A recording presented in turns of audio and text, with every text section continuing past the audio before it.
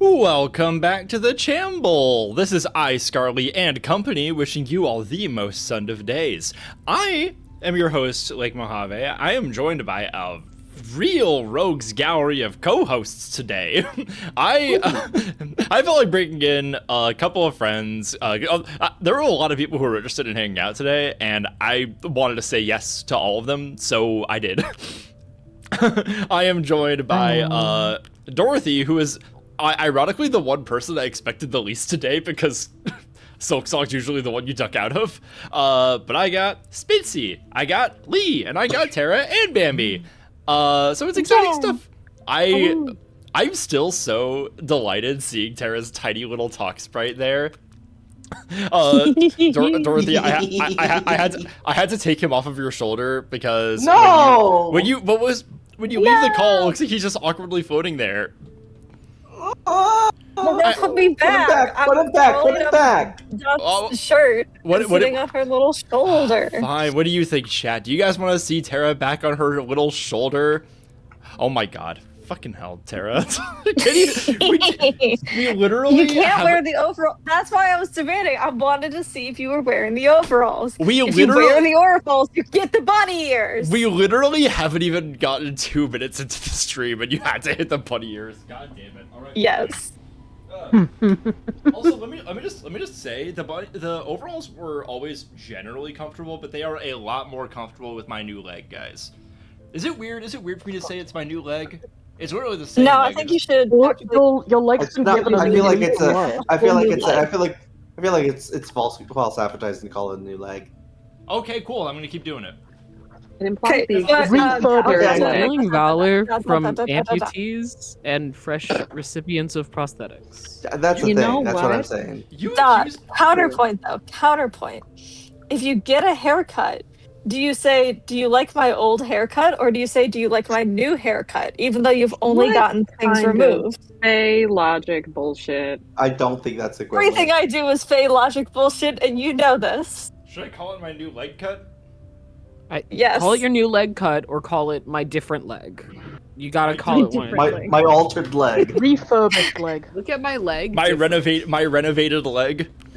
Yeah, your renovated leg. That's pretty funny. My GTV reveal. My flipped leg. Like I'm trying to get more money on the housing market.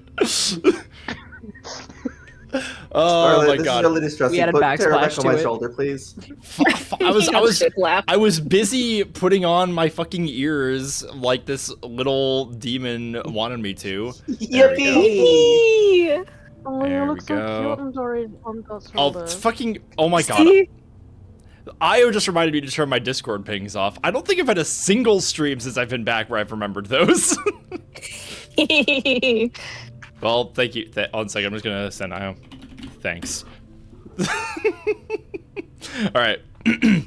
So, I was really worried that I'd be like spending an entire month on Silksong after coming back from my break. But after those 2 sessions we had last week, we're getting through Act 3 at a fucking clip, guys.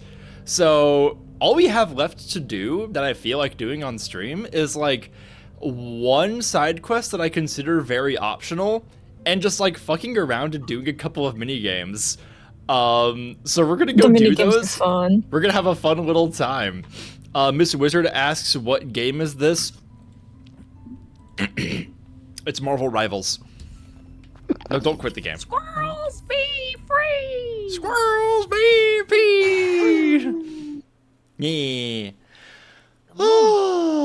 Lee, is this your first time on one of these? On one of these Silksongs? No, I've been on a couple of Silksongs, but very sporadically. Okay, that's kind of what I remember. You have so much healthies. I know. I've got all 10 of those. I've got a bunch of silk. I've got these 4 mementos. Let me see how many more I can get. Oh yeah, this thing isn't Phil. Oh, this is probably the liquid lacquer. This thing right here. Oh my god.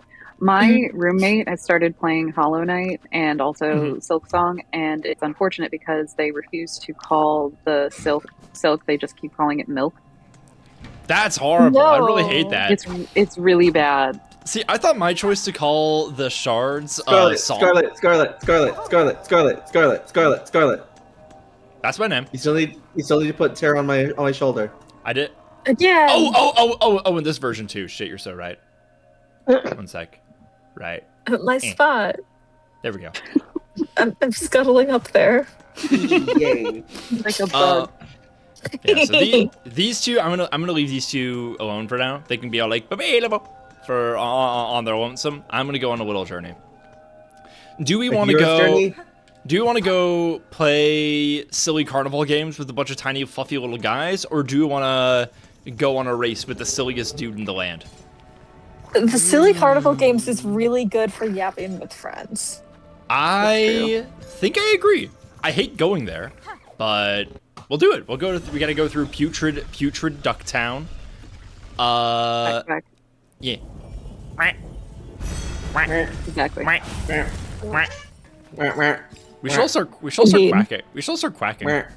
I'm quacking. I'm quacking.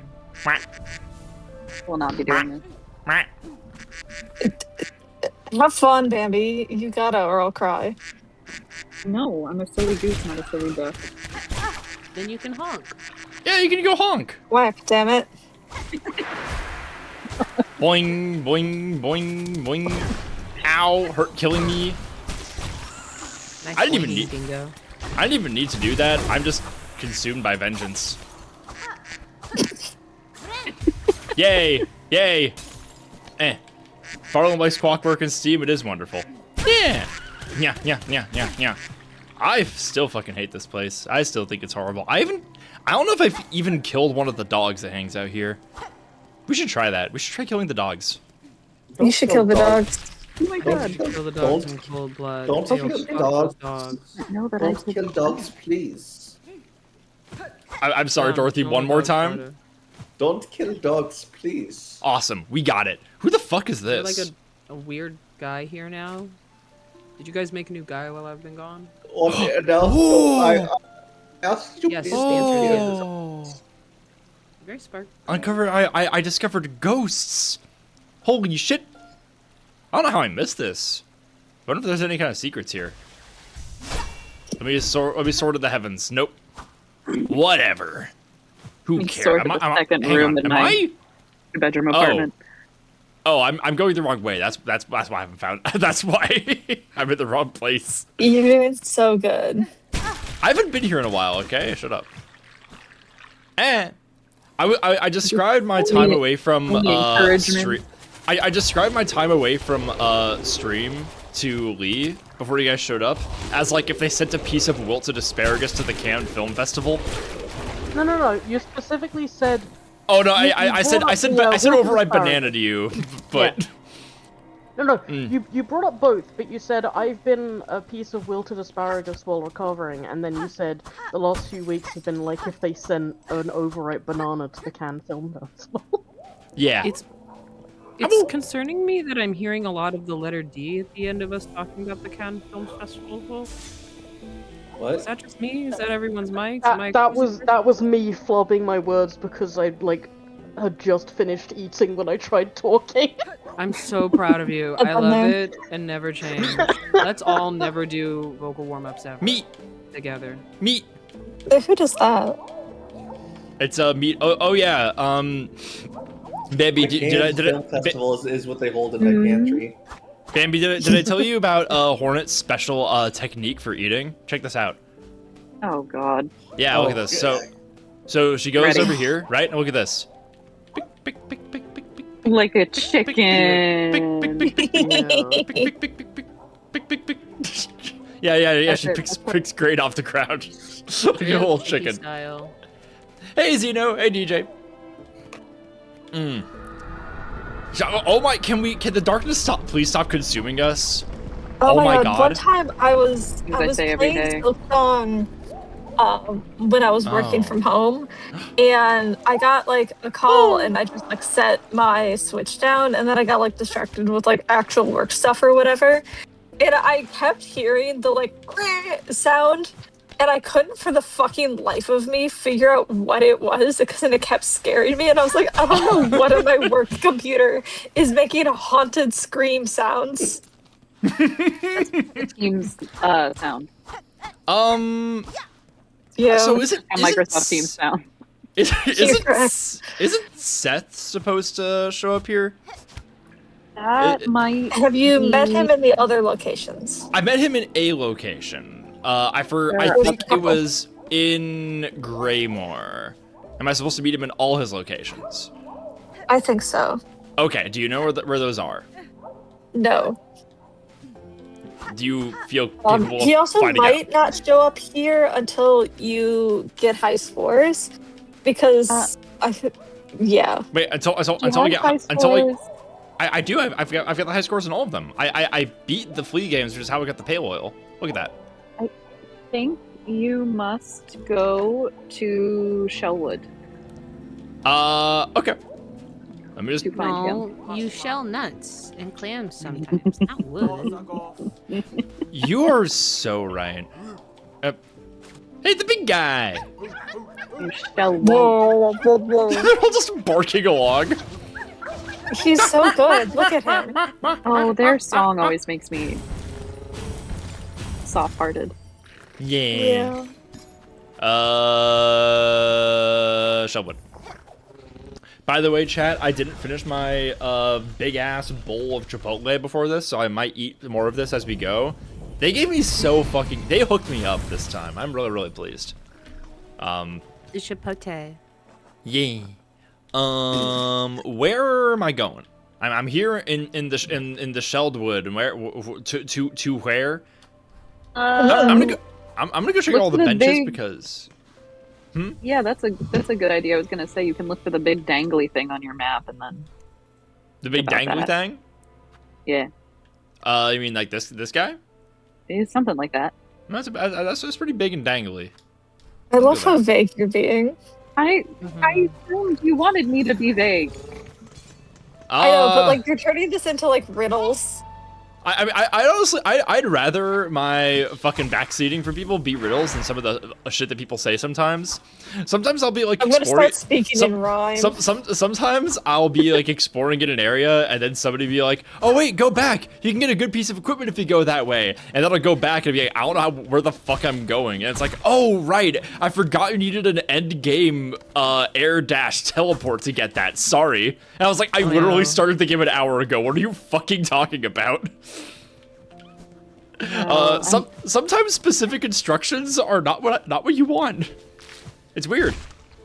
I'm still gonna start speaking in riddles. Yeah, like I said, I might prefer that, honestly. Alright, where is that guy? I'm here at the dangle. At the dangle. I'm here at the dangle. I'm watching it dangle. We're watching it dangle. Hey folks. Hey folks. People. Watching people. I want you to touch that little dangly thing that swing at the back of my throat. Wait for what? Don't worry about that. Ask your friend. Ask my friend Cardi B. Miss B, can I call you that? Not too much now. Instead of left, try the other direction. Okay. Yay! Delightful, you guys. Keep it up. Instead of up there, try the other direction. very, Like to entertain. very, very vague. I love it. I can hear you like speaking in Zelda colored text. It's pretty fun.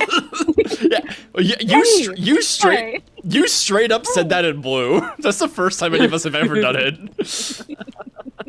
Oh yeah, that's where I fought Has ever been Splinter. done. Can I? This looks like a place where I can summon the ghosts of my fallen enemy, but apparently not. Can I say something controversial? Is this a safe space? The enemy. Always. Not that way, the other one. Sister Splinter was a really fucking hard boss for me. Oh yeah, Yeah? no, I struggle with her a little bit. No, she wasn't. Once again, running into the me and Bambi have no overlapping Silksong skills. She wasn't easy for me. There you are, you old son of a bitch. Whoa, language. Oh, Who's this twink? hello again. This time I most certainly do recognize you. It is a pleasure to bump into you here, deep in the serene wood. Do you have a name like I do? Could you share it with me? Certainly, sir. I am Hornet. I noticed you gazing at the buds above us. Are they Hey, can I familiar? try this Buzz. guy's voice? Are they familiar to you, perhaps? I'm scared to hear what you come up with, but okay. No, not at all. Very beautiful, though. Perhaps I should gather up some before venturing on. Awesome. Okay.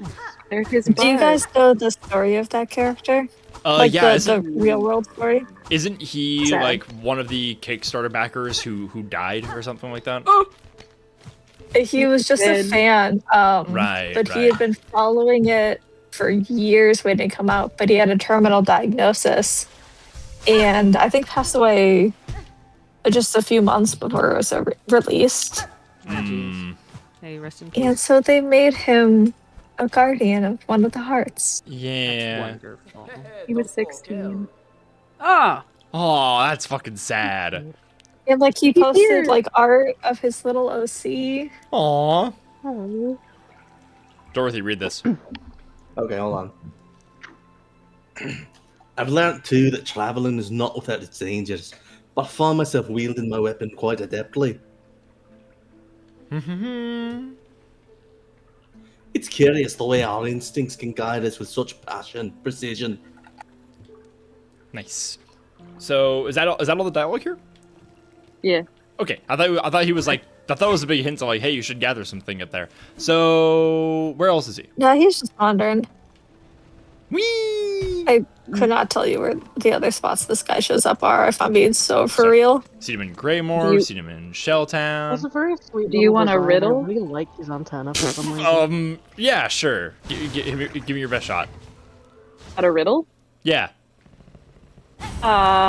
Give me 30 seconds to think. While you're thinking, I got a text from my mom just now. My mom was like a baby when it comes to like violence or horror in movies, and she told me that she finally watched Train to Busan. Oh, that's Oh, definitely a scary movie. Yeah, she said that she loved it. I was like, yeah, no, it's it's great. It's like my favorite piece of zombie media, maybe like my second favorite train movie. It's great. It's really good. Yeah. First one. you and being, your train movies. First one being, yeah, I'd say the general. The general's pretty hard to beat. For a great low rate, you can get Okay. online, go to the general, and save some time. Yeah, that's the one. You got it. Oh, okay. That's Scarlett's favorite train movie. I have a riddle for you. Yeah. By hallowed halls your path shall go. Check the gate that swings to and fro. You're so sexy. Beautiful. Okay. Grand Gate, got it. Wow, you're so good at riddle. No, I only knew I could get that because I'm, based on all the evidence I had, equally as bad at riddles as you are. Because I got stumped by the same one as you. No, that was a I'm good so riddle. I cannot believe I figured that one out. Can I be a little smug? Am I allowed to be smug about that? You should can be be very- smug about anything you want forever. Actually, let me post the riddle in chat. Let's see if anyone can figure it out. Yeah, And you know, I yes, wanna yes. I want to defend my honor really quick here. I am very good at riddles. I read Dragonology cover to cover as a child, but Losers. that one was hard. I'm gonna kiss you, stupid. Eh. I'm already stupid. You just came with a whole ass riddle. Scarlet, you have a riddle maker psyche. No, I don't. No, I don't. I do not have a riddle maker psyche. Okay, Also, here's Scalet the is riddle. crazy. Scale. Scale. That's your French name. That's for your French. There he is. Temperament name. So your scallion alter ego. Hi, Seth. Here you go. Yeah, that's. Let Riddle me. in chat. I'm gonna pin that while Dot reads this. Oh, hold on. Are you now also reading the riddle? This great structure, it would have taken the lifetimes of so many bugs to build it. Now its wounds run deep, and I can hear the groaning of its final breaths. Everything that grows must pass, I suppose. Still, to witness even its current state is a privilege I'll not squander. And what of you, friend Hornet? Where are your travels taking you? They have taken me deep, and will take me yet deeper still. I have a responsibility to cut this land free of its dark fate. That is no concern of yours, though, sir. You should continue your own journey, albeit with a claw on your weapon at all times. Aww. Yeah. Doing so much exploring. This is fun. From now on, all backseating must be submitted in rhyme. Zeno, I honestly think that's a fine idea. I might put that into the little chat rules, like in the Twitch channel, because, you know, I feel like if you're gonna be a random stranger, or even just like somebody I don't know, like just like a chatter who I haven't really spent a lot of time with, and you're gonna be giving me like backseaty ass advice in video games, I feel like you got to be able to buy in and participate. Yeah, you gotta commit. Anywhere else I can find this gentleman? Do you want your final riddle? Yes. Here you go. It's in chat. Flea for friend and foe. The place you play. Okay. So he's at the Flea games now. You're so good at riddles. Oh my god. Okay. You're so talented. Oh my god. Thank you. Cutely flips my hair. It twirls my hair so cutely. Chat, you have to solve Bambi's riddle, the one that's pinned, by the way. You have to solve it. Fuck. Yeah, that's a terrible riddle. That was submitted to me at work. Wasn't that in the like unsubscribe form? It was. Someone I work in marketing, and so I have like an unsubscribe. Like, why did you not want to hear from us anymore? Why do you hate us? You basically. Why you envious? What? Yeah.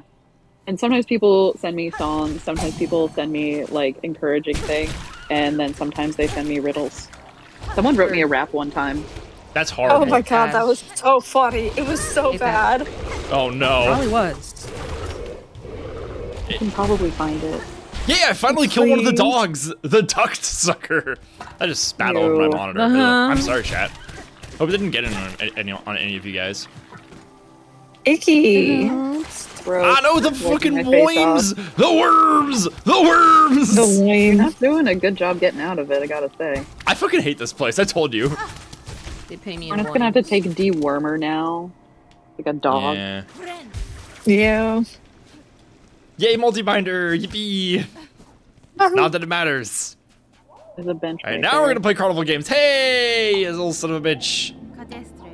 Greetings, Seth. It's like, actually, I'm a prodigy at carnival games. It is a welcome surprise to see you here amongst these festivities. Hi, Seth. Hello. Yes, my wandering was long, and I began to fear I would meet my end in those sticky swamps below. How lucky I was to stumble upon the home of these friendly revelers. They said I could be a flea here with them, so of course I agreed. Seems as good a place as any to call home, at least for a time. Now I just need to grow a little fur and sprout some wings, huh? That's so fucking silly. Alright. I love him so much. What's the best crest for, oh wait, no. It's Shaman crest, I think. Yes. You want this one for the flea games. Because you have a little sword beam. It's very, very useful. The sword, well, this game killed me. I think the Juggle one is the one that I had to repeat the most. Let me check the leaderboard. Let me see how he's doing. Ooh, okay. Oh, geez, yeah. He's got some really high scores though. Juggle's gonna be tricky. All right, let's try to get that one done first. Okay. All right.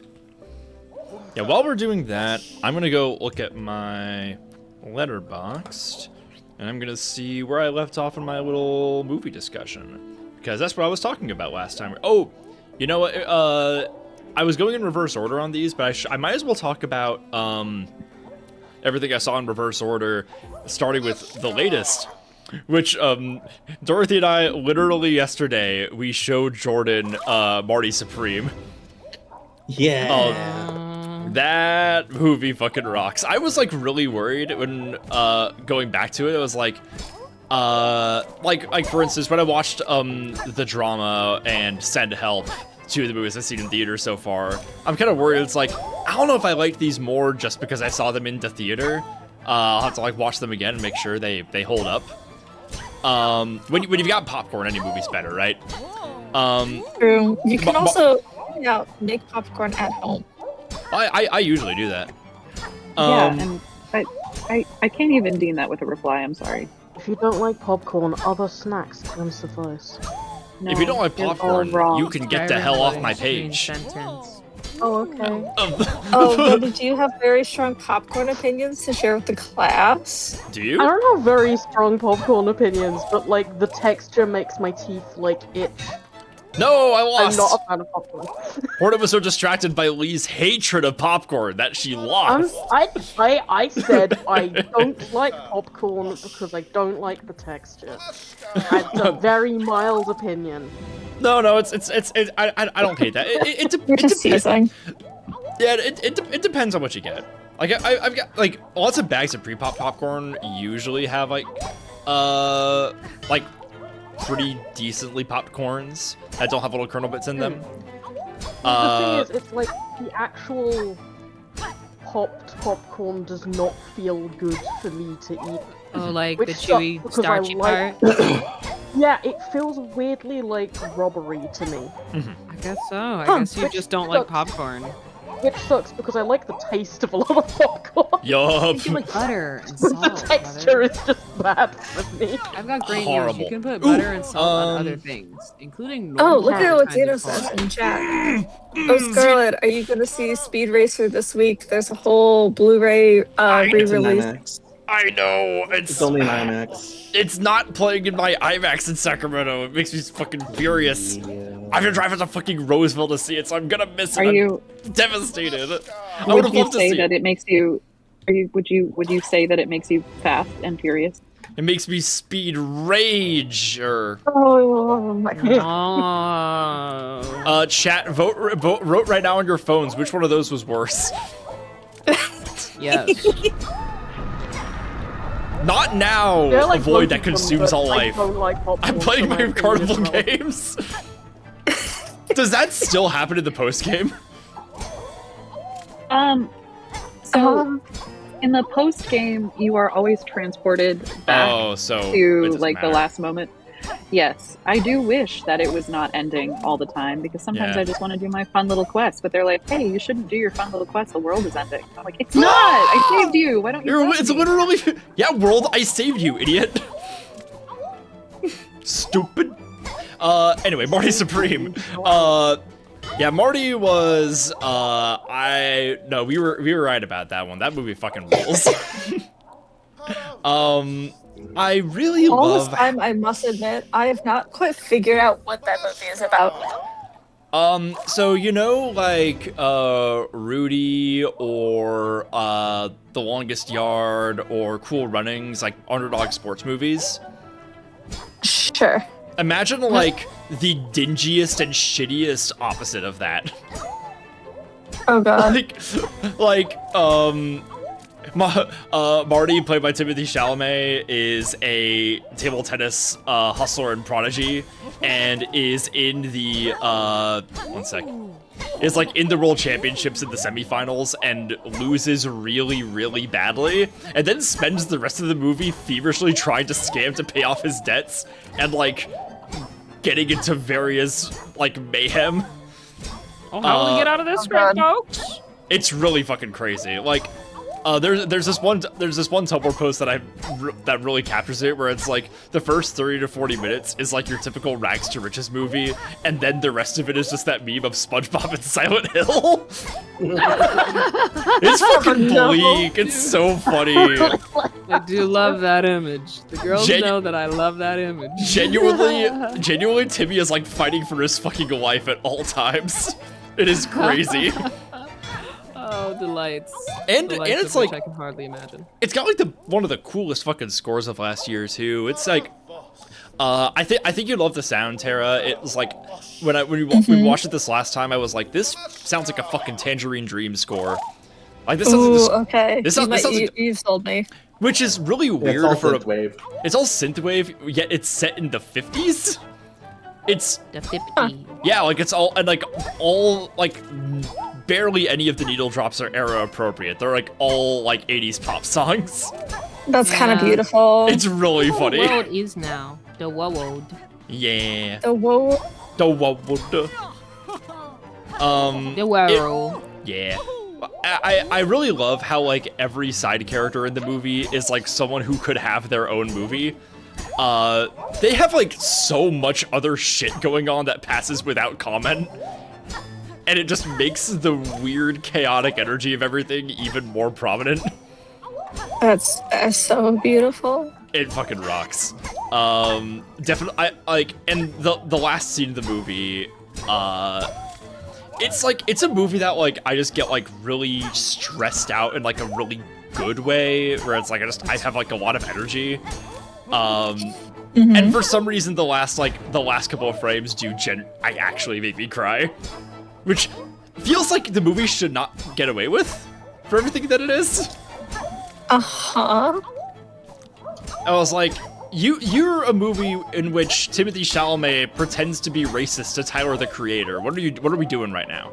Stop doing this to me.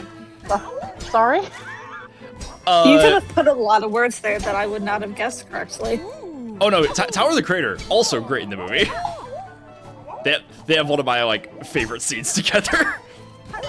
Shit. Yeah, like he's pretending to be racist because he's the heel in their hustle. Little hustle. Yeah, like they're like actually friends. But like to all these strangers, they don't know that. Okay, I'm really glad that you like clarified that, because you said pretending to be racist, and I'm sitting here like, yeah, that's how acting works. No. Everyone's pretending. I straight Do you up, know they I just don't know killed enough about people this in those movies? No. Fucking die. I was it's pretty damn near a lock for our Best Picture nominations for this year. I feel a lot more comfortable about that on a second viewing. We might see 6 movies better than it, but I do kind of want to give it a chance after it lost all of its awards at the Oscars. That's so rough. Yeah. Just like how I was happy that we gave Sinners a chance to get a Best Picture award. Because I mean, come on, what else was it gonna be with our audience? Was it gonna be fucking one battle after another? That movie had some haters among my chat. Movie I also still gotta show you, Dorothy. I will watch it at some point. It's just 3 hours long. Morty Supreme's There like you go. 10 minutes shorter. It's 30 minutes shorter. It's not 30 minutes shorter. It's 2.5 hours. Let me look up the... Yeah, one battle after another is not it is not 180 minutes long. Are you also looking this up? It's 162 minutes. It is barely longer than Marty Supreme.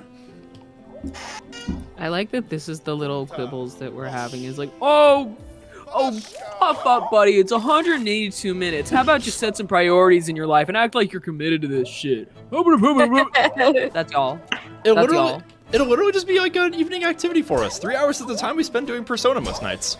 Actually, it's usually What 2 you these days. sound like arguing with each other. You make it sound like you do Persona every night. Yeah. You know, Your time isn't that precious, when and it should be spent on scary ping pong. I mean, that's when Tartarus opens every night. I really love I really love that you know just enough about Persona to make that joke. I What? played Persona 3 Fez or FES, whatever the hell. I keep No, forgetting Fez, this. like the hat. Say it that way. Yeah, that's how Jordan, our truly most Persona brained chatter usually says it. What, I say that's- chatter. Chatter? Is that Fez. all? Yeah, I say that like Jordan's just some guy, which he is, but Yeah, you know, not like that. Crazy. Put some respect on my man's name. Hello. I also call it Persona 3 Fest. Yeah, you're good. Okay. But you gotta really get the like voice of the z, so it becomes like the hat. Fez. Fez. That's jokes. Movie, That's jokes. other movie. What did I watch Great bars. before we did? Fuck. Marty's was the last one I saw. I tried starting Anatomy of a Fall last night, but I realized that it was also 2.5 hours long, and I was like, I gotta sleep. I'm not gonna get through all this. I'm gonna finish it later. I like it. It's got Sandra Huller, who was in Project Hail Mary, which I know everyone in my chat has seen. Everyone's wonderful wife. Good movie. Good wife. Lady. Love lady. Hello, lady. Love Are you lady? What? Are you having fun over there, Spitzy? I love her so much. I like her Nice character. I lady. like the work she does as nice lady. Nice, pretty lady. Woman is not nice in that movie, I should say, because I did she see is that not movie very and nice. I understood the parts of it because I watched it with my eyes. With your eyes. You watched it with your watched it with eyes. I'm my really heart. glad that. I'm really glad it That was I that. definitely have. Whenever human somebody says watched it with my ex, thought it with my ex, I always think about the one that like exchange of posts that was like it was like, oh yeah, she read this post with her pussy. Oh yes. I just saw that. For like the first time in a few I'm years so the glad other it's day. still circulating. It's really important. That's like foundational texts, TBH. Like, well, what else would I choose with? My brain. You right. Oh yeah, yeah. That's right. She read this. That's right. Oh yeah, no, it's like don't let your heart or your pussy decide your taste in men or something. Yeah, and it's like, what What's else that? is left? Like, stop letting your heart, Your brain, right, girl. my And then brain. someone goes, Oh, you're "What's right. right. Let me shut Read up. this Let me post shut with up. her pussy. I saw a similar a cousin to that post earlier that was like all right, I need you to start thinking. Now, start thinking with your pussy. Now start thinking with your dick. Now your pussy. And back again. You know the difference. You understand. Okay, all right. Okay, thank you. Okay. Move on. I see what's going on You here. understand? You One understand. is Janelle Monáe, one sounds like Hollywood Undead. That's the difference. For real. Pink like the color of mine. You're so right. Oh God, she's so beautiful. I saw her in concert. It was like transcendent. I watched her in that freaking Knife Out movie, which I didn't know she was in. A Knife Out movie. Right? I think I streamed Janelle Monáe in my living room when I saw that. You're So- my hero. Scarlet. Yeah. You know that that Xenoverse 3 thing I showed you earlier? Yes. Guess who's apparently still around at age 1000? Trunks. No, Bulma. Thank God. She's like 267. Thank God. Of course she figured out how to patent immortality medicine to Capsule Corp. Look at her. You know Shenron's sick of her ass. I really love that Frieza couldn't get immortality, but Bulma could. Oh my God. Mad as hell. Just mad as fuck all over the place. I love it. Dorothy, did you ever watch that Broly movie from like 2018? Yeah. I still really adore how Frieza kind of turns into Team Rocket in that movie. Increase my height by 5 whole centimeters. Straight up does not care about being immortal anymore. Yeah, chat. I don't know if I've talked about this very much because we haven't like played Dragon Ball games on stream in a little while, but I've like thought about doing like a Xenoverse one-shot. Just like back when I was like spitting out OCs left and right on this channel, I was like having a Dragon Ball OC would be kind of fun. But like unfortunately, I don't really like the Xenoverse games very much. So I'm probably not gonna do that. But Xenoverse 3 is coming out. And the idea of making a female Majin slime girl proprietary to this channel is a little tempting. So we'll just have to see. We'll just have to see. It depends on the collective interest in slime girls. Other movie, what did I watch? Oh my God. Yeah, it's been a real run of bangers this week. The night before Morning Supreme, I watched Before Sunsets. the Richard Linklater's second in his whole trilogy of romances, and oh my god, it was so fucking good. I watched Before Sunrise, the first one, and I was like, this is good, this is pretty tasty, this is cute. I was like, I'm liking Ethan Hawke, but I really hate how much of a pretentious white boy he is in this movie. And I knew, so like the whole premise of this trilogy, Before Sunrise, Before Sunset, Before Midnight, it's very similar to what Linklater does with Boyhood, where like he uses the real life gaps in time to build the story.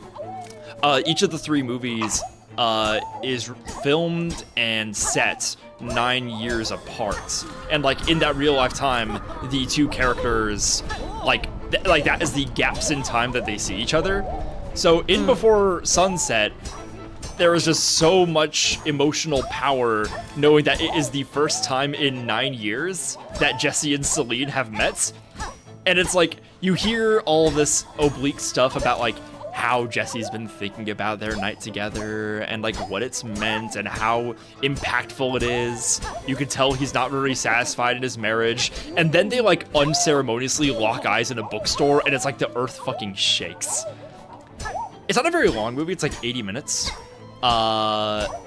And it isn't very, I wouldn't say it's all that ambitious like visually, but it's just fucking beautiful. It's so goddamn good. And there's a 3rd movie, Before Midnight, that I'm gonna watch. I did not know Ethan Hawke had this kind of acting in him. I think this has become the year that I've discovered that he's good at acting. I've seen him in the 2 Before movies that I've seen, First Reformed and The Northman, and he's great in all of them.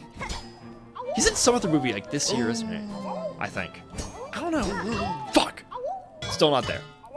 Yes, Partisan Bulma is eternal. What do you have to beat for this? 40 is pretty high.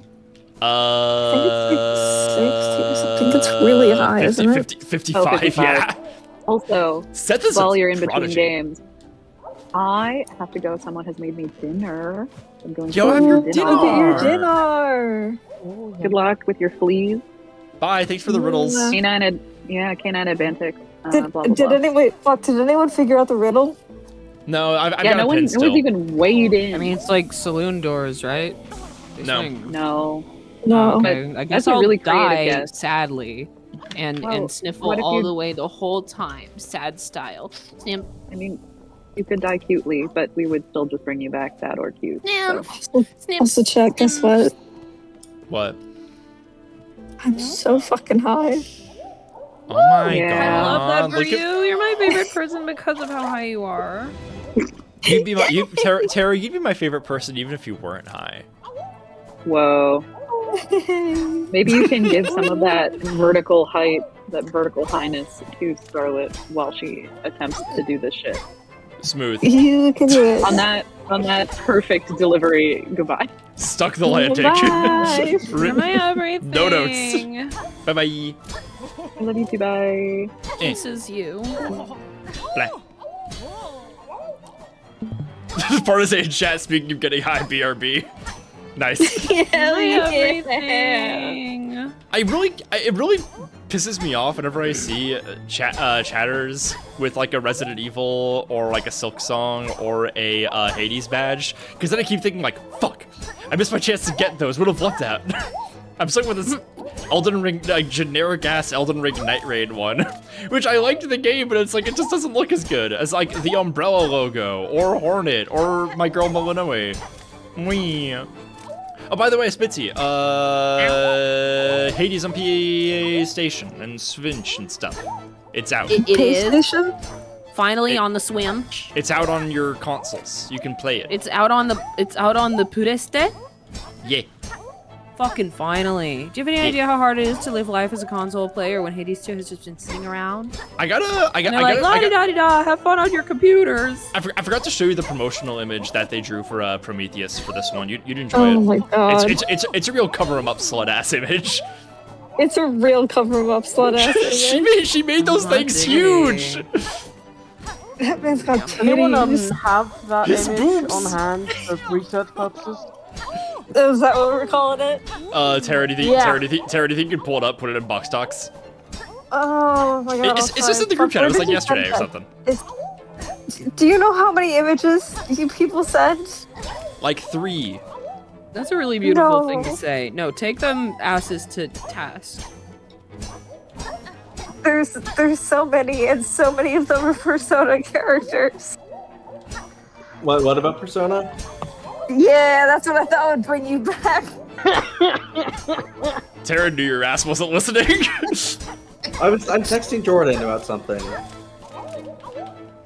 Is it about Just how Persona? many Persona images are in the chat? Fuck.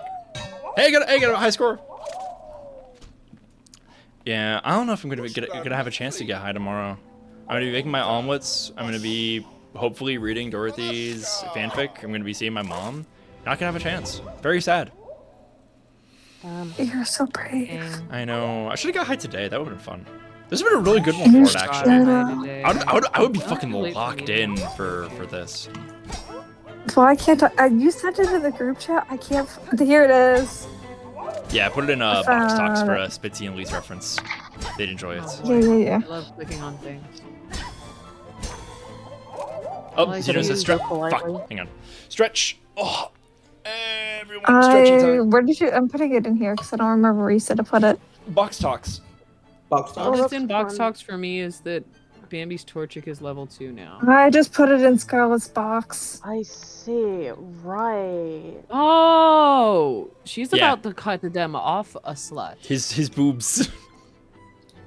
Anyway, so to answer your question, yes, me and Jordan are texting about Persona. That fucking knew it. 1 sec. Very beautifully painted nipples. I know, right? Very, very painterly nipples. 1 sec. I'm gonna say in the reblog, Dorothy's texting Jordan about Persona. I don't know why the viewing public on Tumblr have to know this, but they do now. They get to know. They already know. They it. must. They can already guess. They might have even read about it in the local news. 1 sec. That's a new pet phrase for you. I like it. It's funny. Yeah.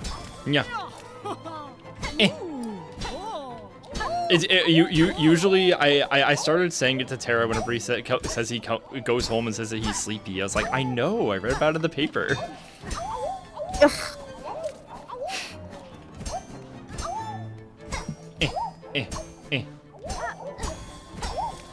Yeah. A little too focused. Really like- killing me how much awoo I have to hear. I want to. Ow! A woo with Ow. me. Ow! Awoo, I guess. Yeah. Do you have Hi, to Kaz. Lindsay? Hey, Kaz, can you woo with us? Spitzy won't woo with any feelings. I literally said awoo. I said with any feelings. Ooh. That was the most apathetic awoo I've ever did here. You gotta understand that all I'm hearing is metal contact sounds, and then these guys going. Ooh. Awoo! Does like the community have thoughts about this segment because of this, or does everyone just mute it and put on a podcast? It's not that hard to listen I to. enjoy the. Plus, they go like a woo. Yeah, but it's been forever now. Well, I'm doing deeply optional stuff right here. Like this right here is all I need to get for the actual mandatory quest that happens here. This is just for funsies. Indeed. Recreational awoo. Yeah, exactly. Yep. Understood.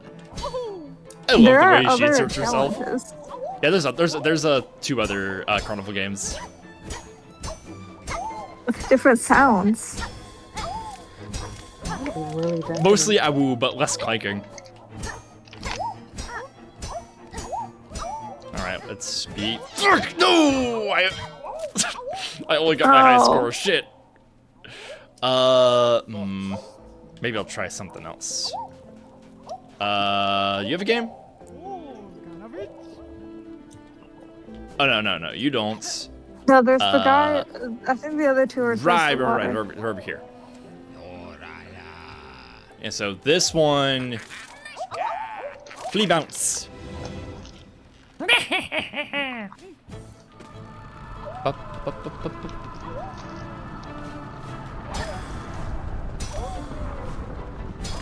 This one you just gotta keep bouncing.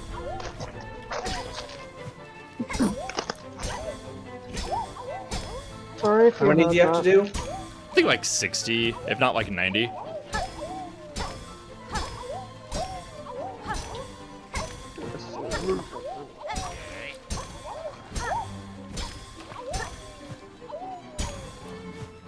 Unfortunately, Hornet Silksong is like the floatiest character that's ever existed. Look at this, floating. That big poncho. Yeah, get the got big old feathers in there, hoop skirt cloak. Yeah, she got feathers in there. Boing, boing, boing. Oh, they're getting fast. I see the challenge now. And this is going great. Yeah, it's going really well. Why did I fucking do that? Whew. Good save. Shit. Damn. Not so good save. Instantly, the moment I talk shit. All right, let's see. How am I doing? I like how anticlimactic that lose condition was. Just gonna sit down. There's There's not like a defeat chime. Just kind of stand there and ponder your failure. Yeah. Just sort of like lands and is like, Well, suboptimal. shit. Yeah, literally.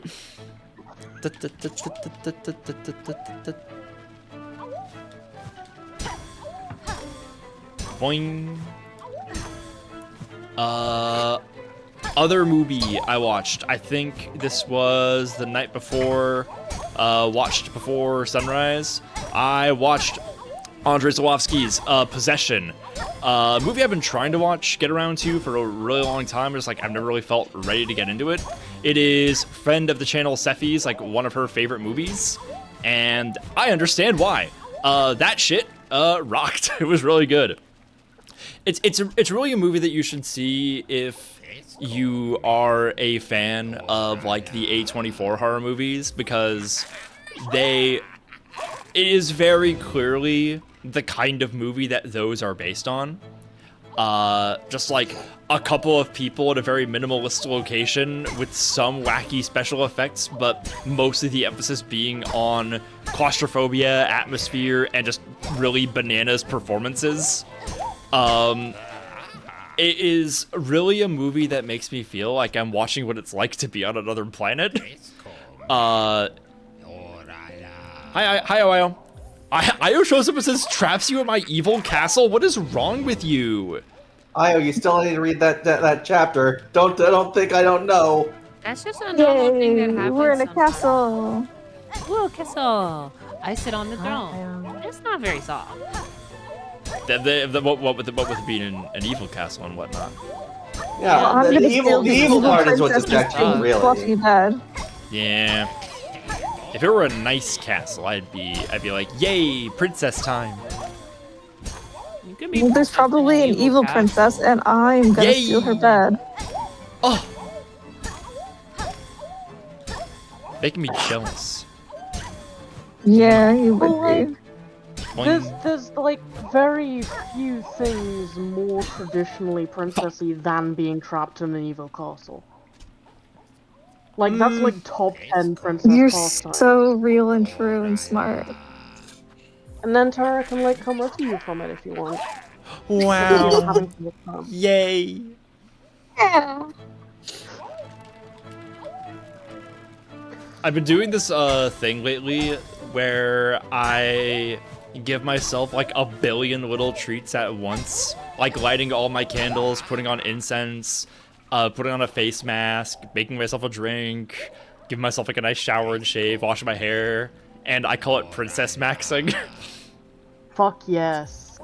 It's just giving yourself a spa day. Unfortunately, I think it only counts as princess maxing if you explicitly have someone else who does all of that to you for you. Well, And a shit. crown. What princess does all this herself? No fucking castle, no fucking servants. Low-grade ass princess, you will never rise in the ranks. Executed them all. Damn. Good job, idiot. Nice kingdom, where's your fiefs? Yeah. No serfs, stupid. No serfs, no bitches. Surplus behavior. I'm sorry. Surplus behavior is crazy. Fuck. I've noticed Io proposes maiden maxing. That's fine. Maiden maxing, lady maxing, those are good alternatives. That was a really kiss your good feet so try. sadly. Let's do another normal sentence. Sometimes I like to have a day where I treat myself. It's a good way to practice self-care. I deserve the mandate of heaven. I call it having a spa day. Spa maxing. Spa maxing. You're getting dangerously. Oof, nice. Oh shit, missed that one. You don't have to hit everyone. Yeah, but I'm bounce maxing. You know, I gotta. we've unleashed a dangerous hazard on the meta here.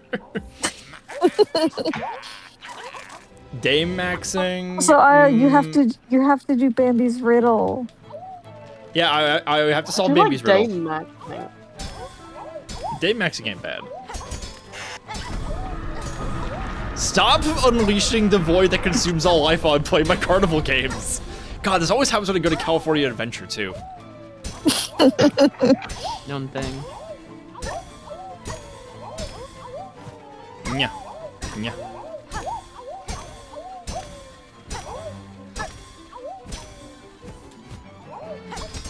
Literally exactly like when me and my sister used to go to Adventure Island. Like the world will start ending every time. Mm-hmm. Huh? Yeah, what's crazy? What's that? I live in Southern California, so I can go to California Adventure anytime I want. Do you But want to? you're Absolutely not. I fucking hate California Adventure. Yeah, because every day with us is a California adventure. That's true. We're having a California good day, Dorothy. We are! No, Yay! Friday. I got my high score. Yay. Fuck! I beat it by 2. Not enough to beat Seth, though. What's his score on this one? 60. Today, my parents are cruising around the southeast in their RV. Ooh. And my mom texted me today that she was going to Georgia. So I sent her the Mountain Goat song "Going to Georgia." She said, "I'm not listening to that." Amazing. That's like how you and I text. It really is. That's some shit that Jordan would say to you. Well, Jordan will listen to "Going to Georgia." He loves the Mountain Goats. Dusty has never talked about it. No, he has. He said He has. multiple times. Yeah. Okay. He's talked about how he got a picture with John Daniel at a concert. Yeah, he did talk about that, that's right. I forgot my lore. I've been forgetting a lot of my Jordan lore today. Fuck, we gotta get him in. I really love every time my girlfriend sends me something like barely comprehensible and I go, what does that mean? And she sends me a link to like 3 different Twitter threads and I have to tell her, I'm not reading those. Yeah. Then you should know. I stopped using Twitter, princess. I'm not fucking going through that. Shit. Then you should just state, I don't know what that means. It sounds like an invitation for you to like help No, understand. I was really close that time. When Fuck. I You're say, so I don't know what that means, and I understand don't wish to know. Stop texting me No. always. No, Just no. say When I connect say with I me. don't know what that means, Thanks. she like to a piece of discourse, and I am inviting No, you know, her. it's 60. Sophia, my lovely girlfriend, would you like to explain to me what this is? And instead of explaining it, she goes, why don't you read these 3-mile-long Twitter threads about drama that I know will, like, make your brain leak out of your ears? And I go, why'd you do this to me? Yeah, ball's back in her Yeah. court. He needs to stop doing that. Your girl gave you homework.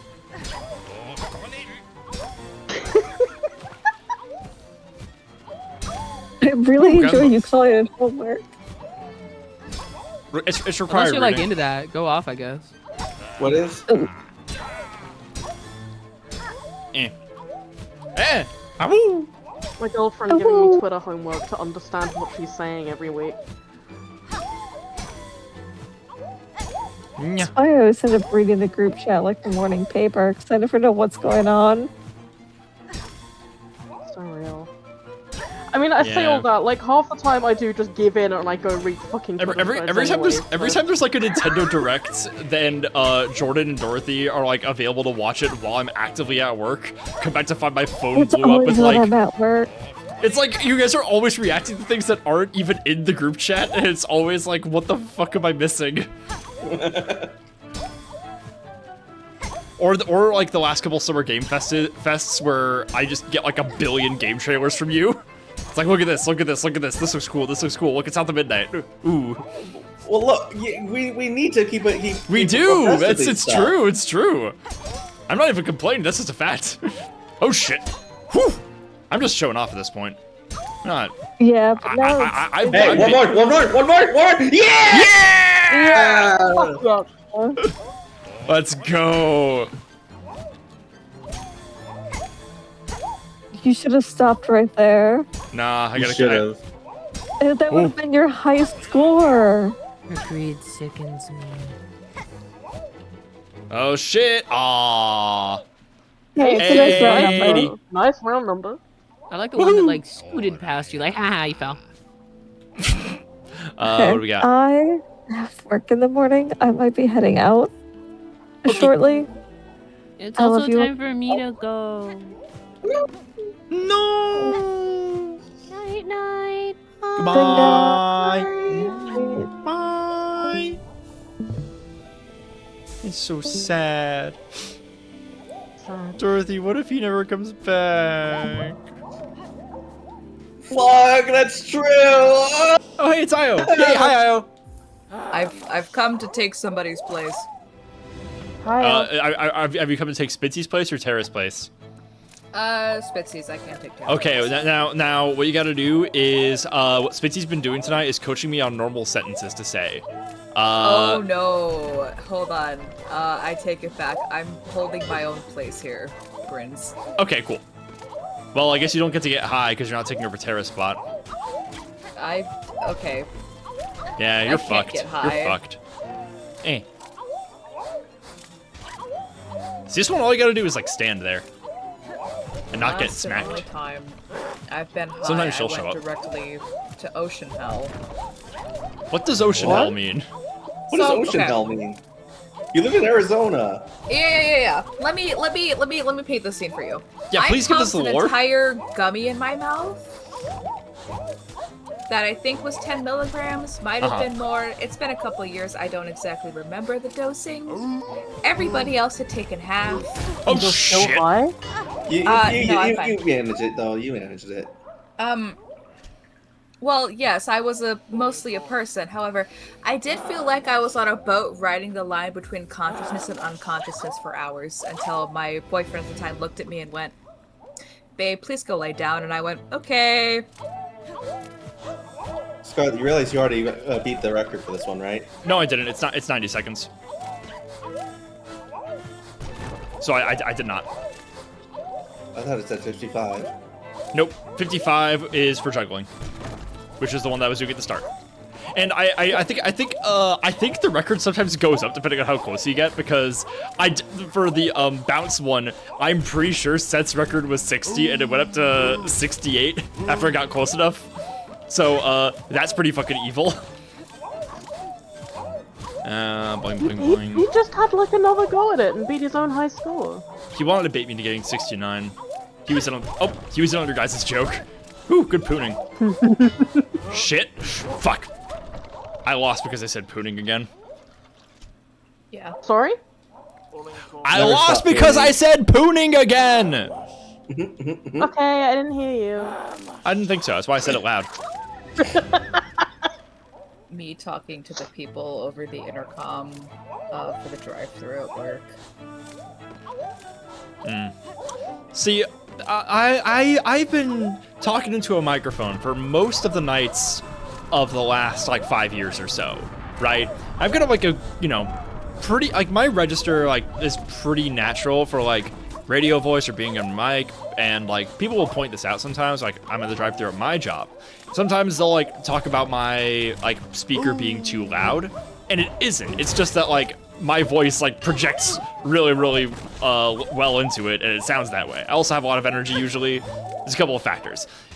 So some people complain about being too loud, but one time I was in the drive-thru at work, and I was like, pretty good attitude. I was greeting people with some energy, some good vibes, and I didn't get any complaints about noise. But one fucking lady, I give her my little greeting, and then she goes, "Woo, tone down the happiness, Jesus."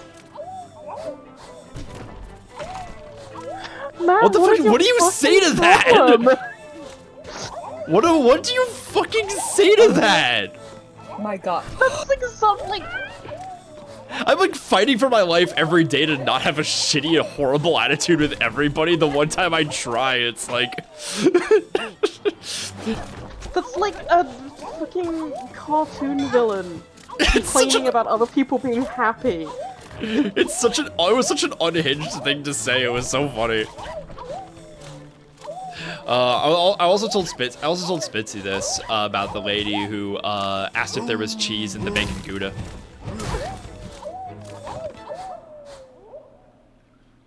I see. Yeah. Oh, stretch time. I missed that. Oh. Oh. I'm so thankful for the stretches in chat, otherwise I wouldn't. Yeah, my back hurt today. It is the first day in a little while where I've like been able to get through my work day and like my chores and stuff without feeling super winded. Like if my stamina is really back. Oh yeah. It feels great. But yeah, back pain.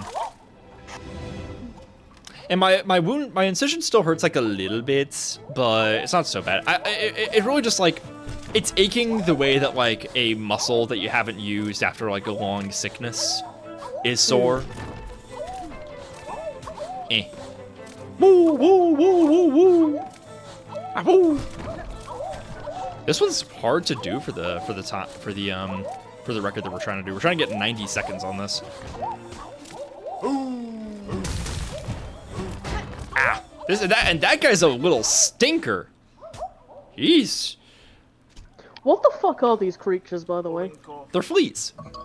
Oh yeah, it's a flea circus. I'm an idiot. Yeah, it's a flea circus. You don't have to agree about the me being an idiot part, Scarlet. I wasn't. I was just pleased about it being a flea circus because this part's really cute. Sorry. Where? Wee, wah, wah, wah. Speaking of like half a conversation ago. Speaking of like stretches, I had a normal thing, to want and possible to achieve moment the other day, because for some godforsaken reason my GP sent me to a physio instead of seeing me for a thing they kept telling me they needed to see me for. Crazy. And I went to this appointment and I saw a physio, and that was like, fine, he can't really do much about what's wrong with my joints specifically because we don't know what's wrong with my joints. Mm-hmm. But he like wanted to like know what I'm dealing with in like the flexibility department.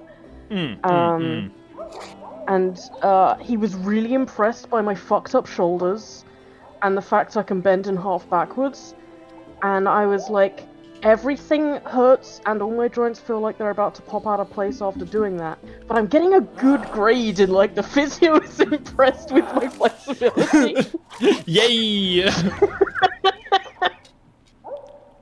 I'm so proud of you. Yeah, it was like so fucking weird because I have to see my GP for something, but they won't let me just book an appointment over phone. I've got to do it over this like online form thing. Yeah. And the online form fucking sucks. Mm-hmm. And means I can't ask for clarification on anything. So I think because I listed one of the symptoms I'm struggling with as being joint pain, they immediately went, oh right, so we'll book you in to see a physio. Which isn't what I was asking for, and isn't actually very helpful for what's going on, which is why I wanted to book it over the phone. Right. So like, I got to the appointment and dude was like, right, so why are you here? And I was just like, I don't know. Like, thankfully he was like just It's like as fucking I don't baffled know. as I was. It's not in my hands anymore. Ah, fuck. Damn it. I'm gonna go back to my list real fast of just like the movies that I watched, because I have still not made it through everything on stream. Let's see. Ooh boy, this was one of my first days back in my apartment after my week being at my mom's, and oh my god, this one was so good. So last year, I watched a movie or two on my break that I was like, fuck, if I saw this last year, it would have been in my nominations for best movie. I watched Eva Victor's Sorry Baby, and I think it might be my favorite thing that I watched during my recovery. I was like genuinely way more moved by it than I thought I would be. I thought it would be like a very emotional human drama about like what a person goes through after they've had like an interpersonal tragedy or like survived a assault or sexual assault, and it was all those things, but it was also really fucking funny. And it was all funny in a way that, like, you know, took its subject matter very seriously, but really emphasized the humanity of the main character and just all the different weird and inexplicable things that can happen to a person when they go through something like this. Every time she talks about the incident, it's always, like, a very vulnerable, very uncomfortable conversation. And she's always getting up to some bullshit.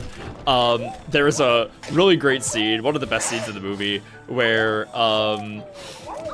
she's hanging out. She's living with her awesome lesbian best friend, played by, I forget her name, but she played Nasha in Mickey 17. She's great. And you know, her friend's like supporting her after this tragedy, and she goes out to get groceries and she finds a stray cat on the street and just adopts her. And the immediate subsequent next scene is her in the grocery store getting food for the cat, sneaking the cat into the store like under her jacket. And when the cashier is checking her out, she's like, "Do you have a cat, ma'am?" And she's like, "No." And the cat is clearly poking her head out of the jacket. It is clearly with the cat. Yeah, it's awesome. It's so fucking funny. Eva Victor hasn't been in a lot of things. I think she's gonna be in the new Jane Schoenbrunn movie, which I will be very excited to see. I thought she was great. I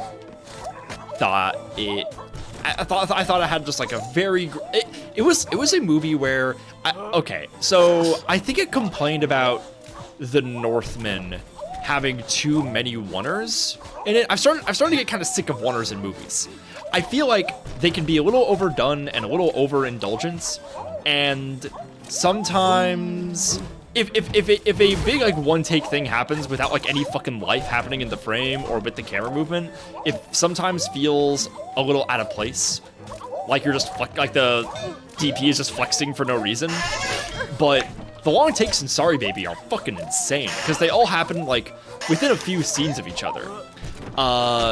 The scene where like the big assault happens, which we never actually see, but we hear it described and we just see when it happens. She goes to her professor's home to get little private notes, and then we see this big like wide shot centering the house in the day. And she goes inside, and we just stay on that shot for like 10 seconds. We just kind of linger like we're outside just watching this happen. Then cut, same shot in the evening, just to show that the time has passed. And it's long enough for like someone to walk in front of the house and walk out of frame. And then one more cut, it's nighttime, another uncomfortably long wait. She goes outside, gets in her car and leaves. And it's like, we don't see what happened. There's no dialogue or barely any fucking music in this scene, but just like the incredibly long like steady cam and tracking shots, just like following her on her way home with like no words and just like watching her face, just like, Jesus fucking Christ, what happened? Yeah. And the ending like monologue in the movie where she talks to the baby is just, fuck, it like gutted me. It was just such a beautiful little scene. It is not a movie I can tell that my tastes have changed so much because like if you look at my top 5 movies, 2 of them are horror movies, and the other and one of them is like fucking Akira. Like something like this is not the kind of thing that I would seek out maybe like 3 years ago. I'm really happy that I did. Yeah, no, it fucking rocked. If it were to, if I had to readjust my top 6 for the, I feel like I've talked about this on stream once or twice, but like my top 6 was Sinners, Superman, One Battle After Another, Frankenstein, Mickey 17, and Weapons. And I feel pretty good about most of those, but I think now I probably would have like cut Frankenstein and Mickey 17, and the new ones would either be like Sorry Baby and like, fuck. Probably would still do Frankenstein, but I think I liked 28 Years Later better. It's tough. This year I feel like I'm gonna get a much better spread. Like I'm not gonna have this, oh shit, I got really far ahead. I'm not gonna have this kind of like hindsight because I've been seeing a lot of new movies this year. Chat, will you guys be mad if... Every time you talk about movies, Scarlet, it makes me go, oh yeah, shit, I was supposed to watch more movies this year, and then I forget by the end of the conversation. Don't worry, it's April. You've still got time. I still have time. You've reminded me. I was supposed to introduce a friend of mine to a movie that's very dear to me. But I can't recommend to anyone. It's not good. Really, by any description. Oh yeah, we're gonna get to one of those on mine. It's so...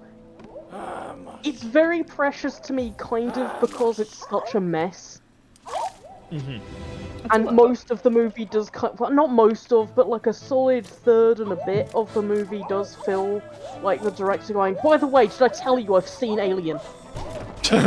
What movie is it? Yeah, what's the movie? The movie is Death Machine. Was it 94?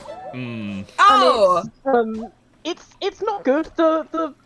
It's not a spoiler if I tell you that the primary monster is a xenomorph made of knives. That sounds badass, though. The secondary monster is playing a sex pest. Awesome. That's really what Alien needed if you think about it. It's not necessarily a good movie, but it's a really hypnotic one to me specifically. It sounds really funny. Every stupid thing that happens in it, like when I first watched it, every stupid thing that happened, instead of go again, go, okay, and? Like, the movie kind of feels like it's playing Mad Libs with itself. That's a really great descriptor.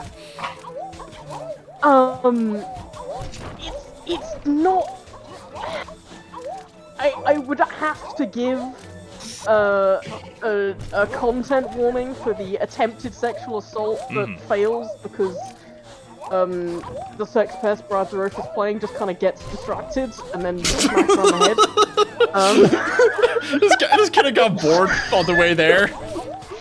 No, the thing is, it's like I understand on a local level this character is a terrible monster. I cannot take him seriously as one.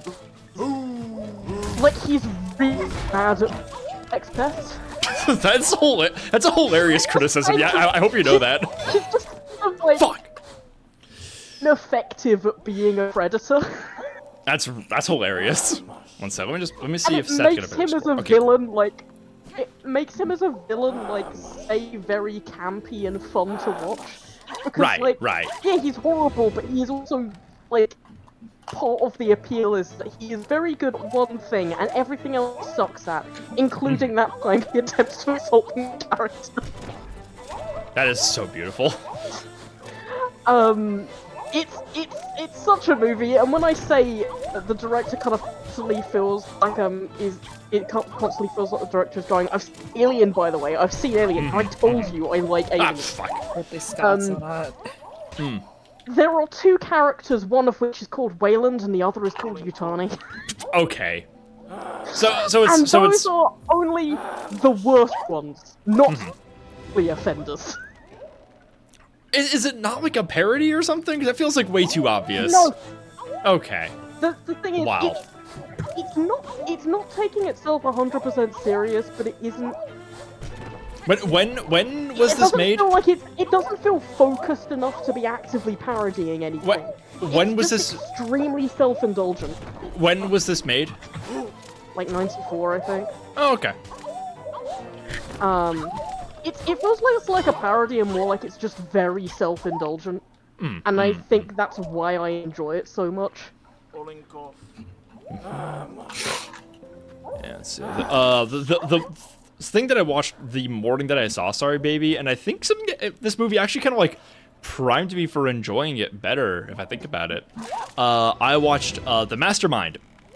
The Mastermind is this like...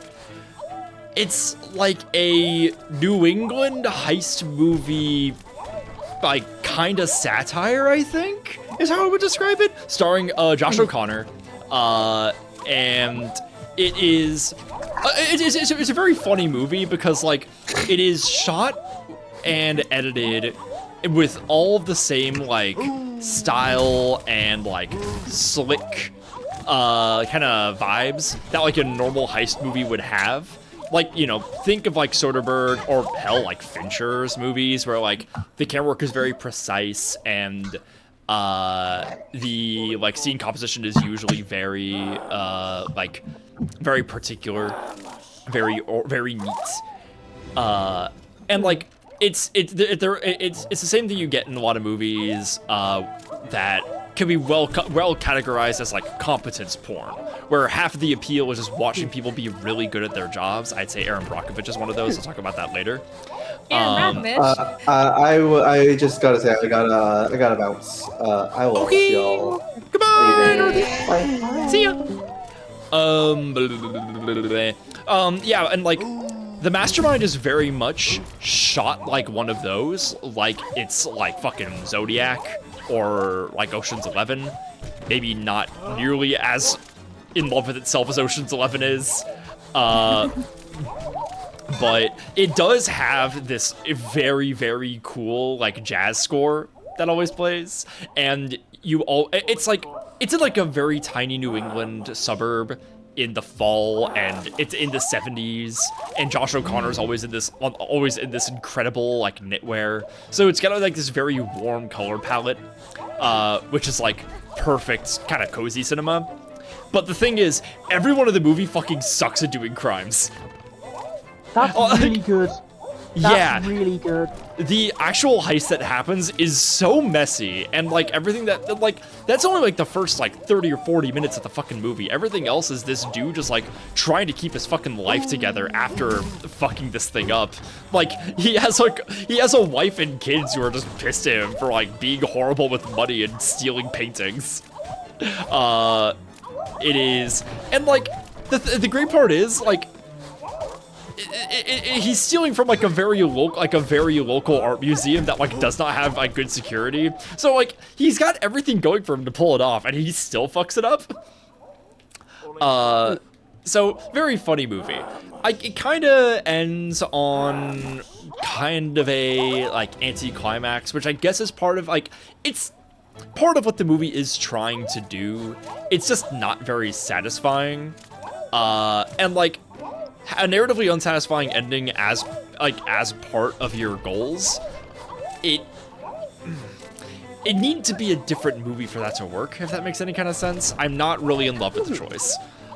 So it was a fun and entertaining movie, but like not one of the things that blew me away. But like its setting in like this like sleepy, like like Connecticut, like Hamlet or whatever wherever the fuck they are. It was like and that's like exactly where Sorry Baby takes place. It's like small New England liberal arts college.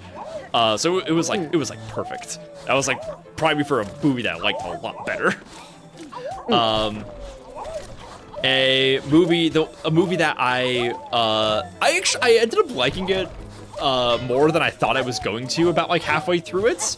I watched Robert Altman's The Long Goodbye, a adaptation of one of the Raymond Chandler like Philip Marlowe novels. Philip Marlowe has been portrayed in movies by like a lot of different people, from like Humphrey Bogart famously in The Big Sleep to Robert Mitchum in a different version of The Big Sleep decades later.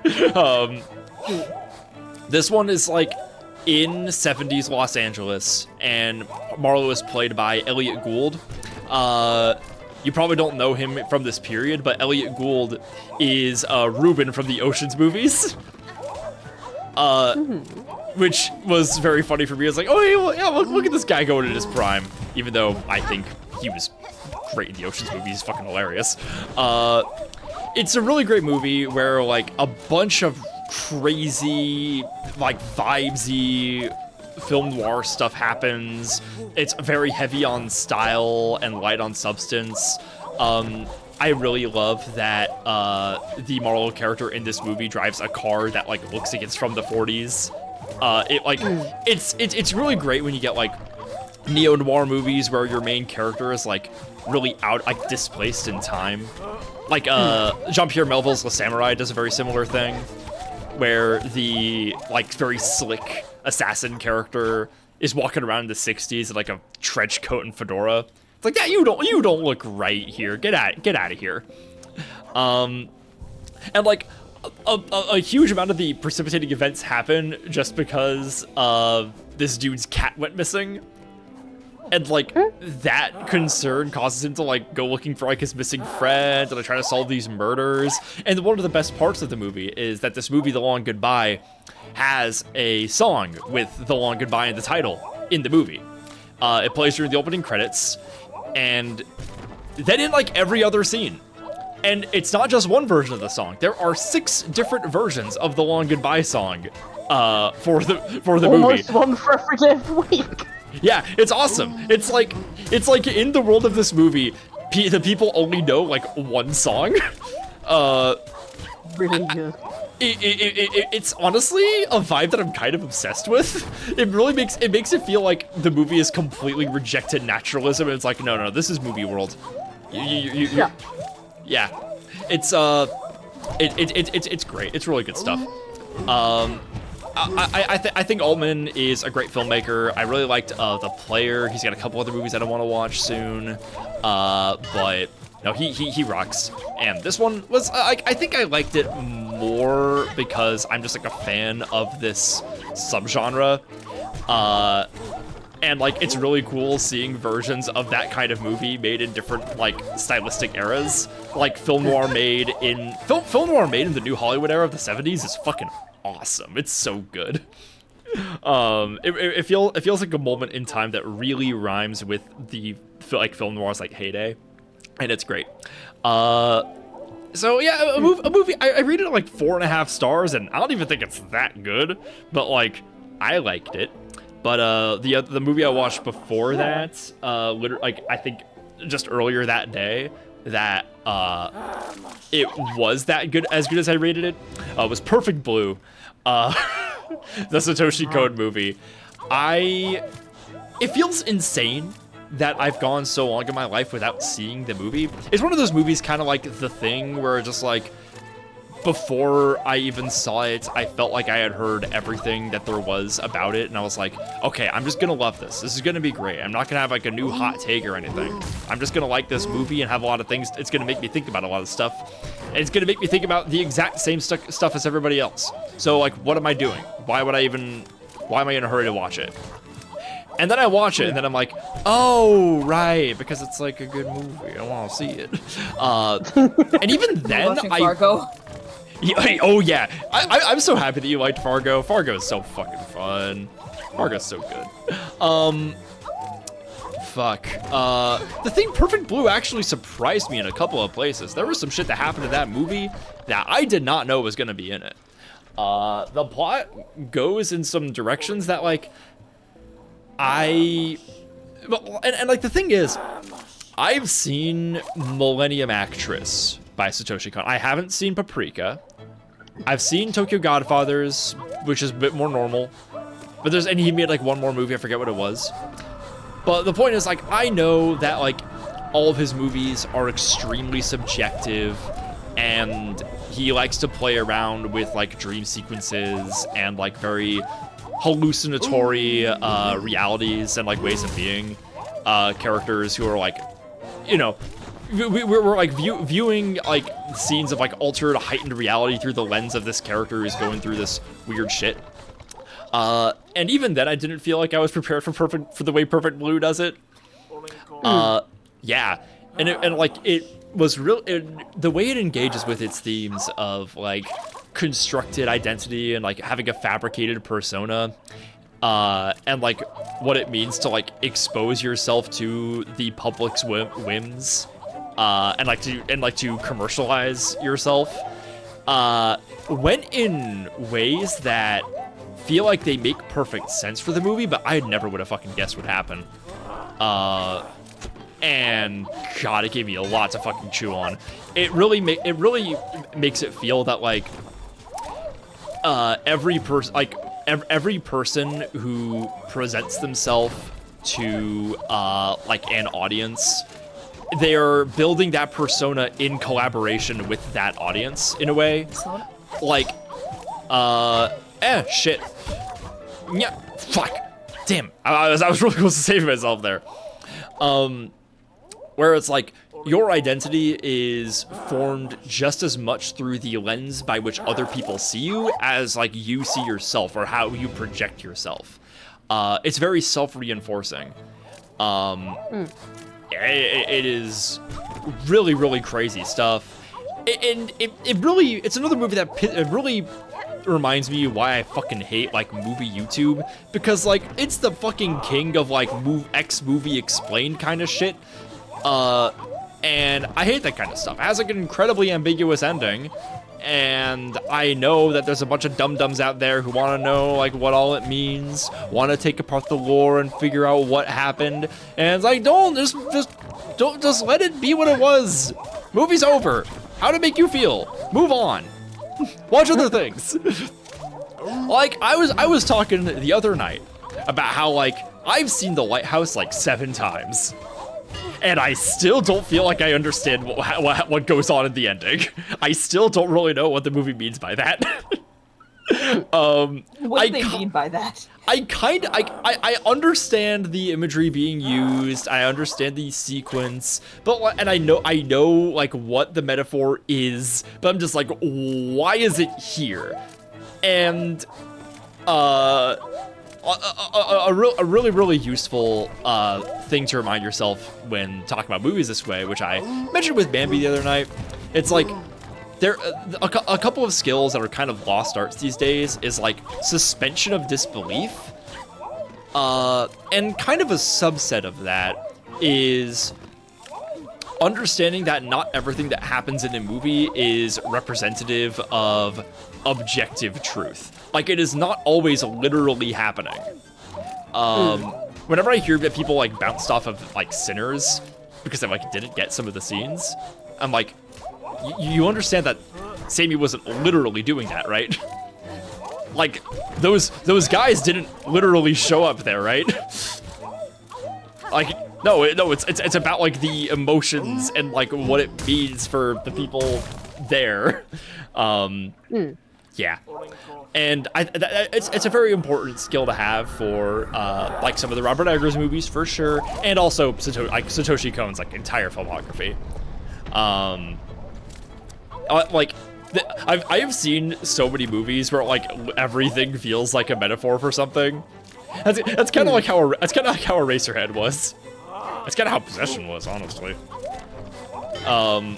Yeah. No, it rocks. I get so excited when I see movies like that. It fucking owns. It's like I know that there's some fucking guy out there with like a big old corkboard trying to explain everything and untangle the lore like unified theory, and I just have this like smug little grin because I'm like, you're wasting your time. You're a buffoon. Yeah, Perfect Blue. Not everything needs an explanation. 100%. Sometimes shit in movies just happens because it's a movie. Yup. Ironically, the movie that I watched right before Perfect Blue, the night before actually, I showed Sinners to my mom. She loved it. She thought it was great. And earlier that day, we watched F1 together, a movie that was not on my list originally, but I was like, you know what? This movie got fucking nominated, got a Best Picture Oscar nomination. It's gotta be something to it, right?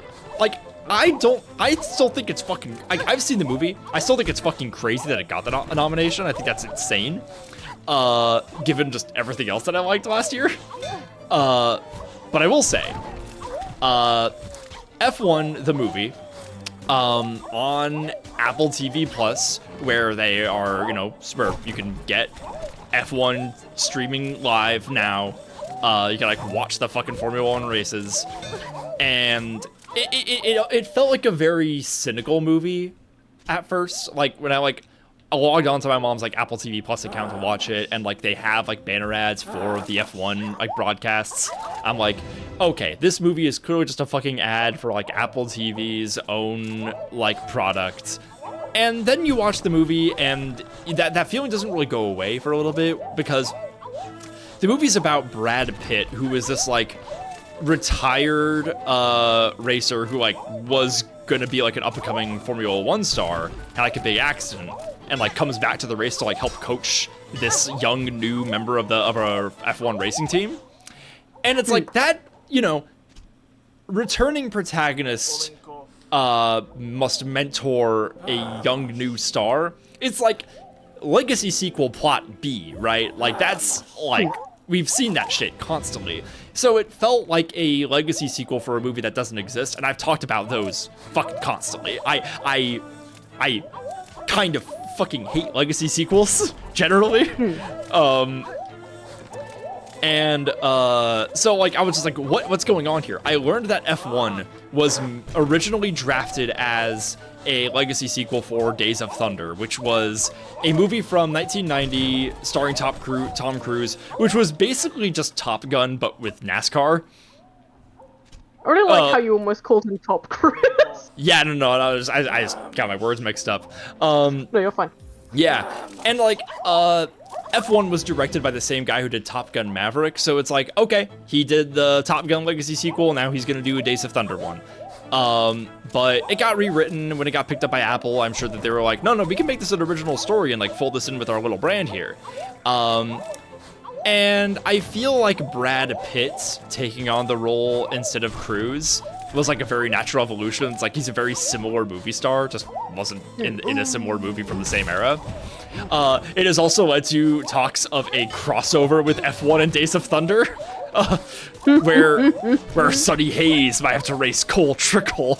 I love Tom Cruise's character's name in Days of Thunder is fucking Cole Trickle, which is so funny to me. That's actually pretty funny. That's a bad name. It's really bad. Although get this, the guy that Cole Trickle was based on, his name, Dick Trickle. Charles? I see why they might have changed it, but Cole is not. It sounds like a venereal disease. I'm gonna be real. I think at that point you might as well just like stick with and own Dick Trickle. I can't believe someone actually named their kid that. That's so evil. Happens to the best of us. I'm gonna go lay down. Okay. Ooh, my bones hurt. Love you. Bye. Well, bye. Yeah, Days of Thunder is a really fascinating movie too. It's kind of like, it was kind of the last of the big like producer-driven 80s blockbusters. And like, its production was so complicated and so inflated by the people behind it that it kind of just killed that entire system. And Tom Cruise was like, I should make different kinds of movies. Yeah, like Maybe I don't need to be in another one of these. yeah, no, like like after Days of Thunder, the kind of usual formula for these movies that like his movies that you'd see in Days of Thunder and Top Gun, he started taking on roles where like he would subvert that, where like his like mentor figure who trains this young wild protagonist turns out to be the villain, like in Mission Impossible, or like how he starts as like a cocky businessman who gets humbled but then learns not to chase his ambition but to like find a life based off of family and interpersonal meaning, like in Jerry Maguire. Yeah, God, I think about Tom Cruise's career way more than I thought I would. Anyway, I'm getting off the topic of F1. So like, F1 feels like a real. It feels like such a brand partnershipy movie, and it feels like a reboot for a movie that doesn't actually exist because of this weird like pre-production feature. And like, it's technically a movie that I should not like very much. But and like, it's not my favorite movie. But here's the thing. Whenever I watch F1, when I watched F1, it felt like I was flying. It is such a fucking good racing, and I've been watching a lot of racing movies actually lately. I talked about Grand Prix on this channel a little bit ago, how I just turned it on a whim because I like Frankenheimer from Ronin, and I was like, oh, this is a good fucking car movie. F1 is very similar. It's of like where like you've got like these insanely wide lens cameras mounted on these incredibly fast cars, and like you can very clearly see that Brad Pitt is in there driving the car. And like the fucking POV shots that they can get with these.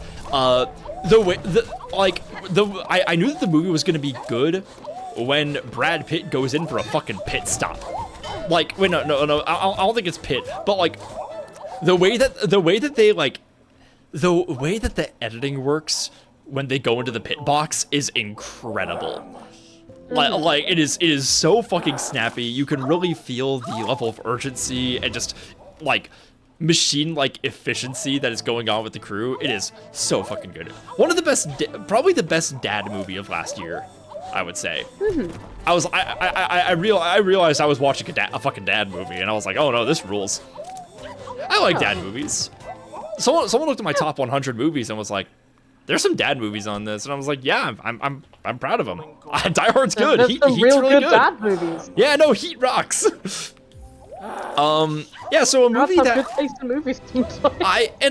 the sensations of like the way that the movie sells the subjective experience of being in one of these like incredibly powerful vehicles, and the way that the movie is kind of a metaphor for like why movie stars are important. It's very similar to Top Gun Maverick, and it's the only good part of Top Gun Maverick.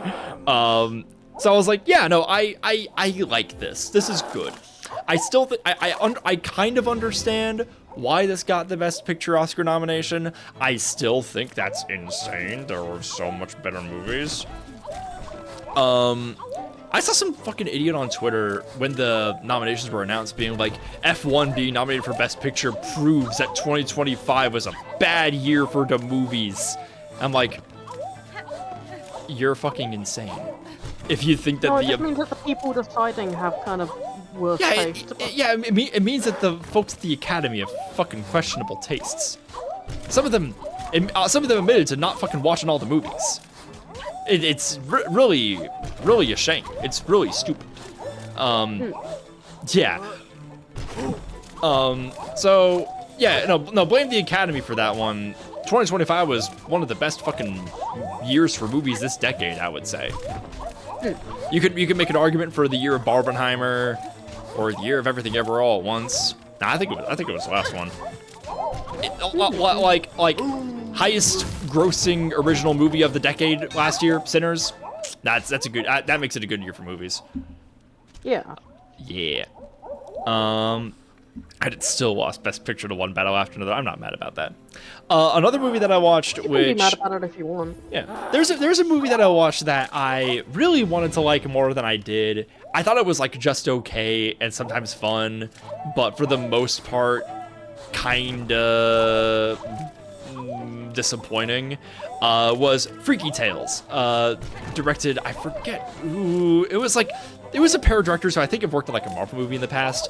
Freaky Tales is this anthology of little stories that happen in the East Bay area in Oakland in the late 80s, like in 1987.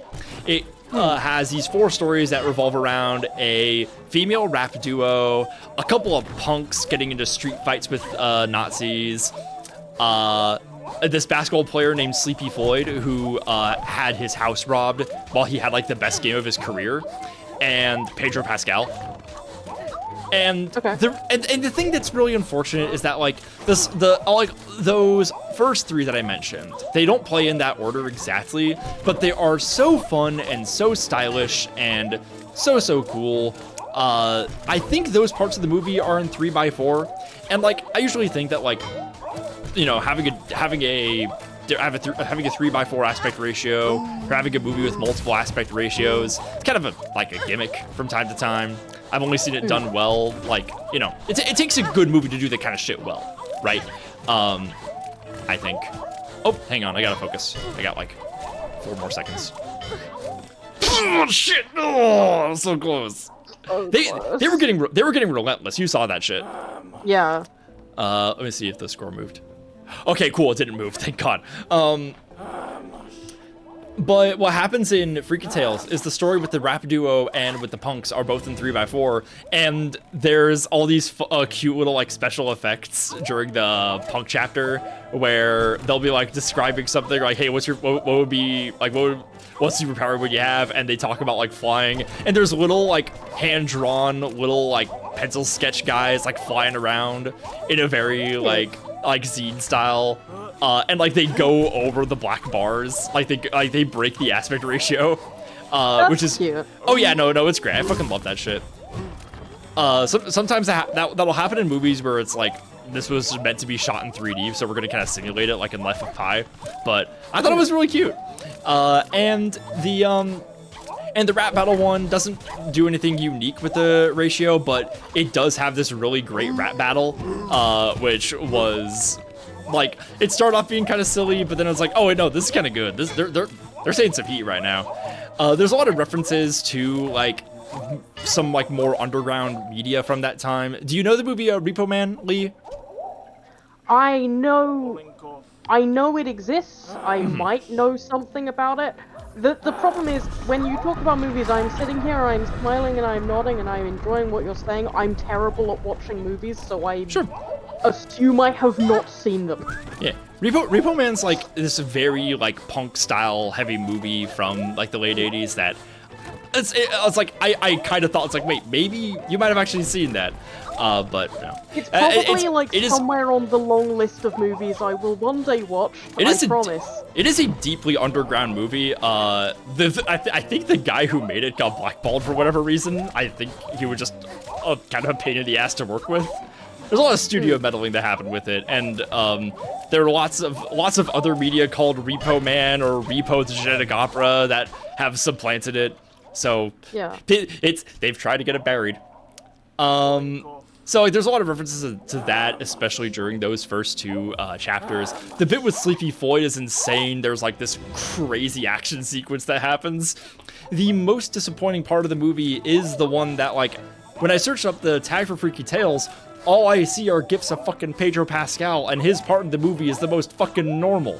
It's just like a regular crime drama when he shows up. I'm just like, I don't want that. I want to get weird. I want like, when you were describing like the parts of the movie and you then tacked on at the end and Pedro Pascal, I really wanted to ask, and what does Pedro Pascal play, or is he just him? He's just like a dad with a dead wife. He just has a dead wife. Oh god. It's you see how the dead wife got wife dead. It's there's some fun stuff. There's this really funny cameo with Tom Hanks, where he has awesome glasses and talks about movies. I kind of love that. I didn't realize that Tom Hanks was from Oakland. It's very cool. There's like a lot of like East Bay like people making cameos there, and like I have like I was like born in the Bay Area, so like a lot of that stuff I have like kind of indirect nostalgia for, just because like there's a lot of things like these are all subcultures that like I've heard about from my parents and just like what it was all like at the time, which is like made it very cool for me. But you know, it's just like too much. The movie called Freaky Tales was just not freaky enough, and that's really disappointing. You got like 3 pretty good stories, or like even really great ones, and then you have one that's just kind of it's just kind of normal. It's just too normal. And everything else is like very fun. Like the punk showdown, it's great. It's good stuff.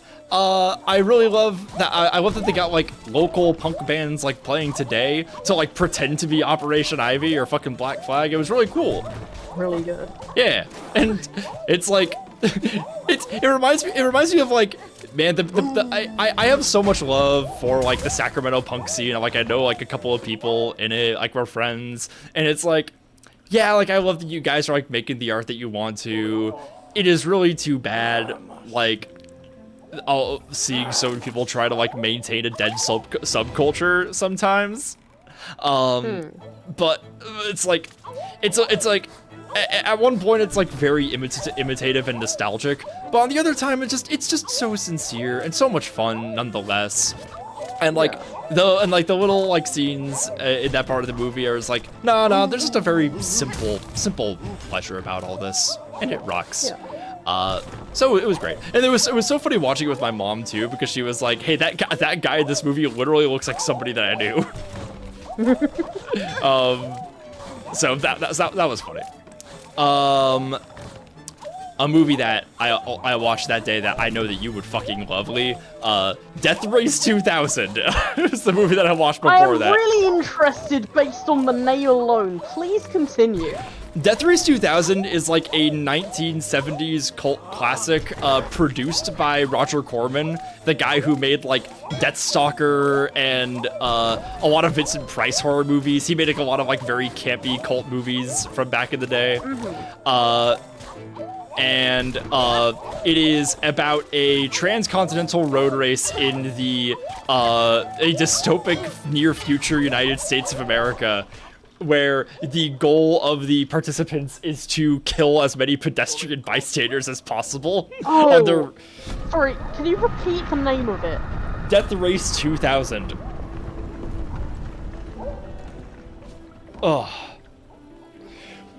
There's a Paul W.S. Anderson movie called just Death Race from 2008.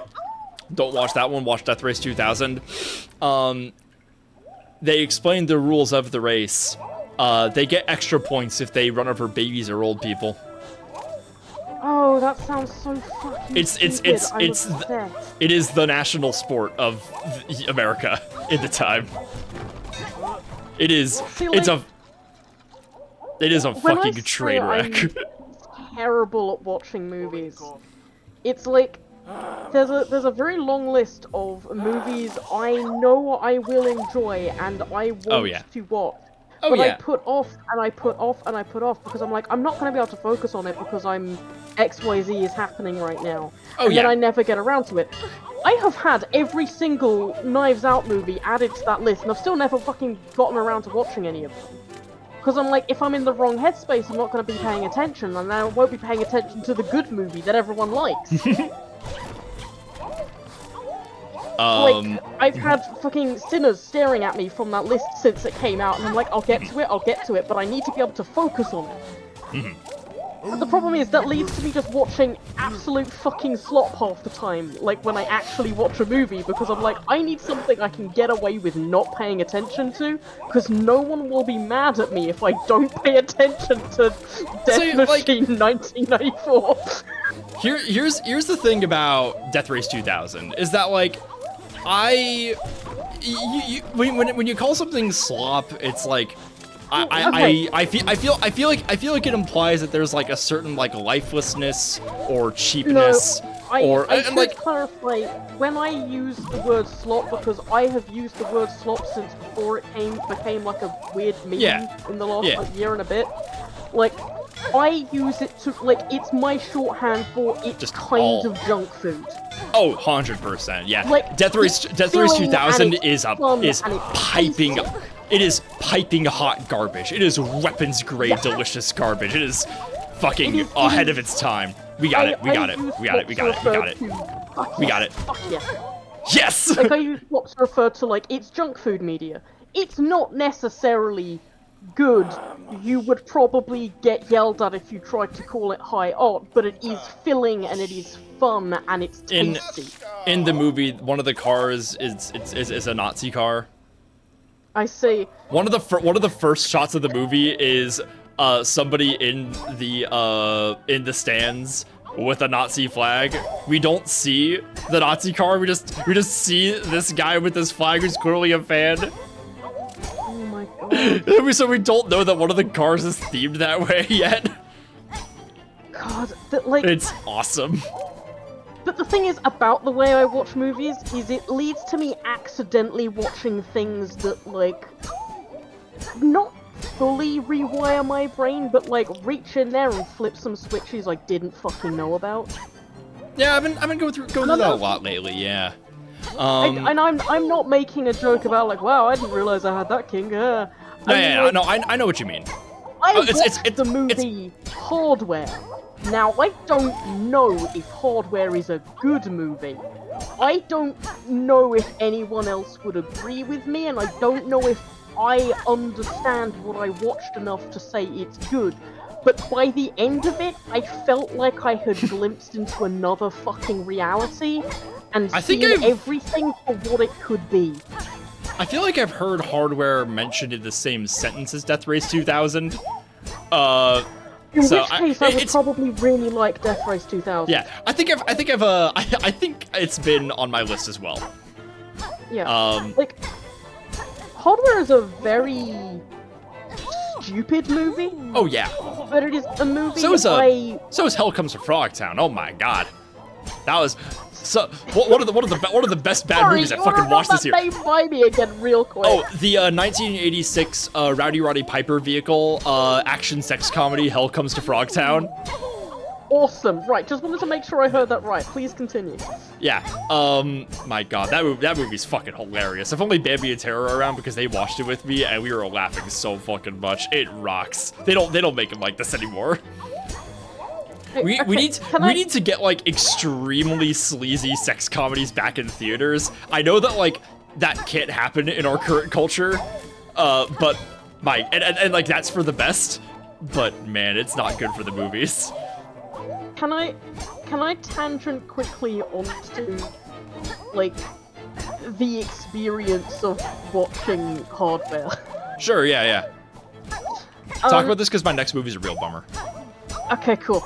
Hardware is a post-apocalyptic, like post-apocalypse, like a news has been built movie, which allegedly got in a lot of trouble because like almost entirely off comic, but I don't remember the name of the comic it ripped off apparently.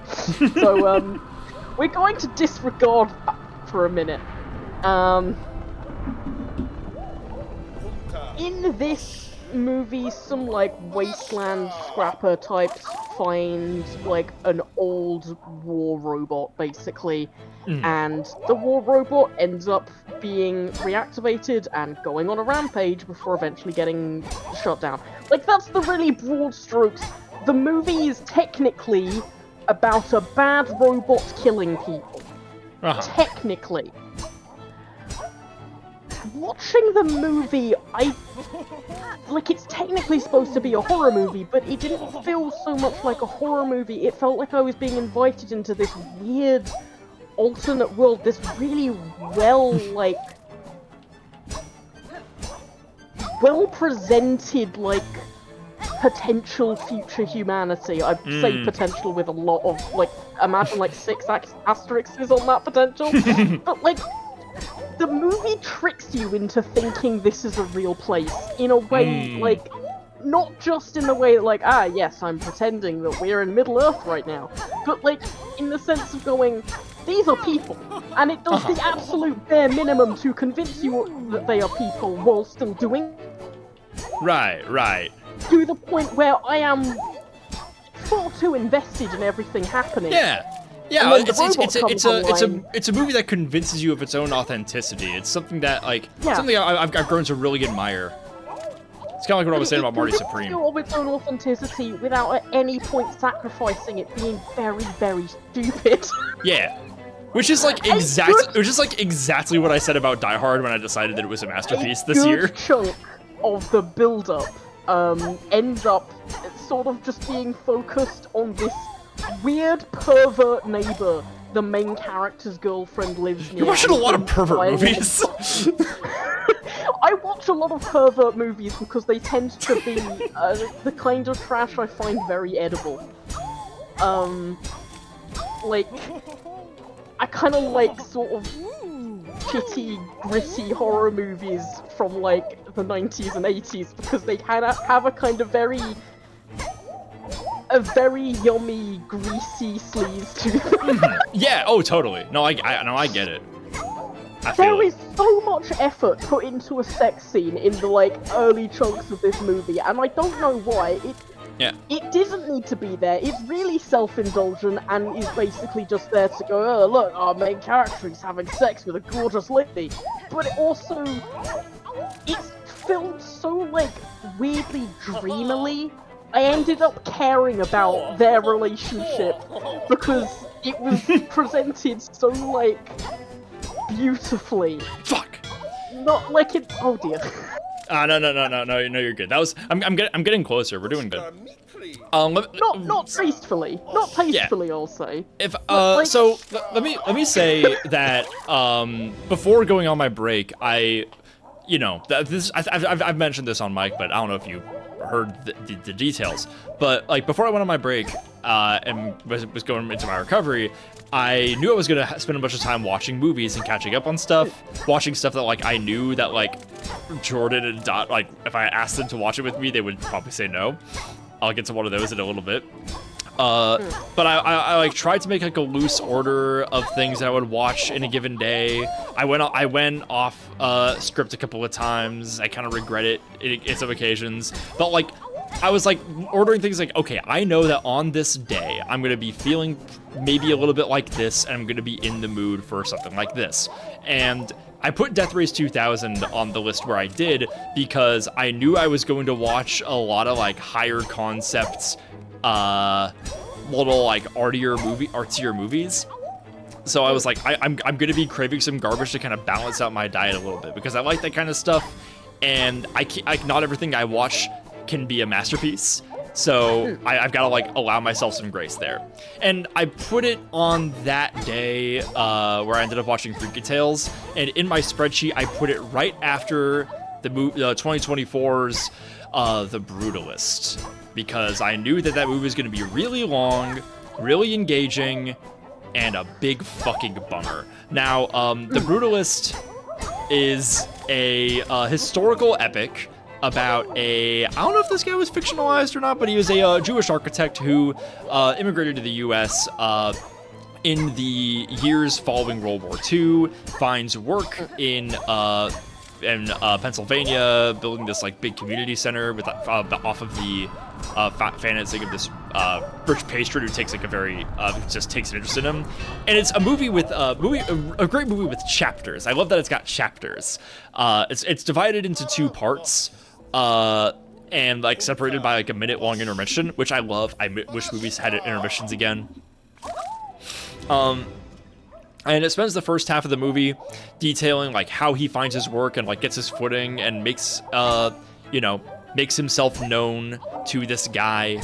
And the latter half of the movie is about the way things go wrong, the way he suffers bigotry by this guy's family, even like abuse by the patron himself, and just the struggles that he deals with. Now the problem is, with this being a post-World War II narrative, a lot of this movie's story is wrapped up concurrently with the formation of Israel. You see, The Brutalist is very much, you get the sense, the longer the Brutalist goes on, the more you feel like you're being spoon-fed Zionist talking points. And it gets very uncomfortable towards the end. Because the anti-Semitic abuse suffered by the main character is like, it feels like insensitive for me to like say these things, because like I know that the people who made the movie would like have certain accusations about me, but like it is very much a movie that is designed to, it is a rhetorical thought experiment designed to guide the audience towards a very specific predetermined conclusion. In other words, it's pretty blatantly propaganda.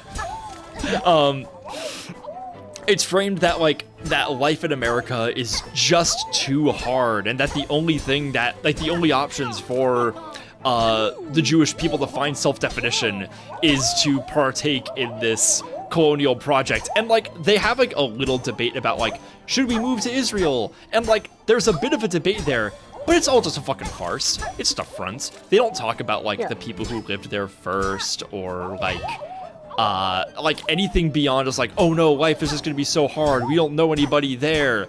Are we not any less Jewish if we don't go there?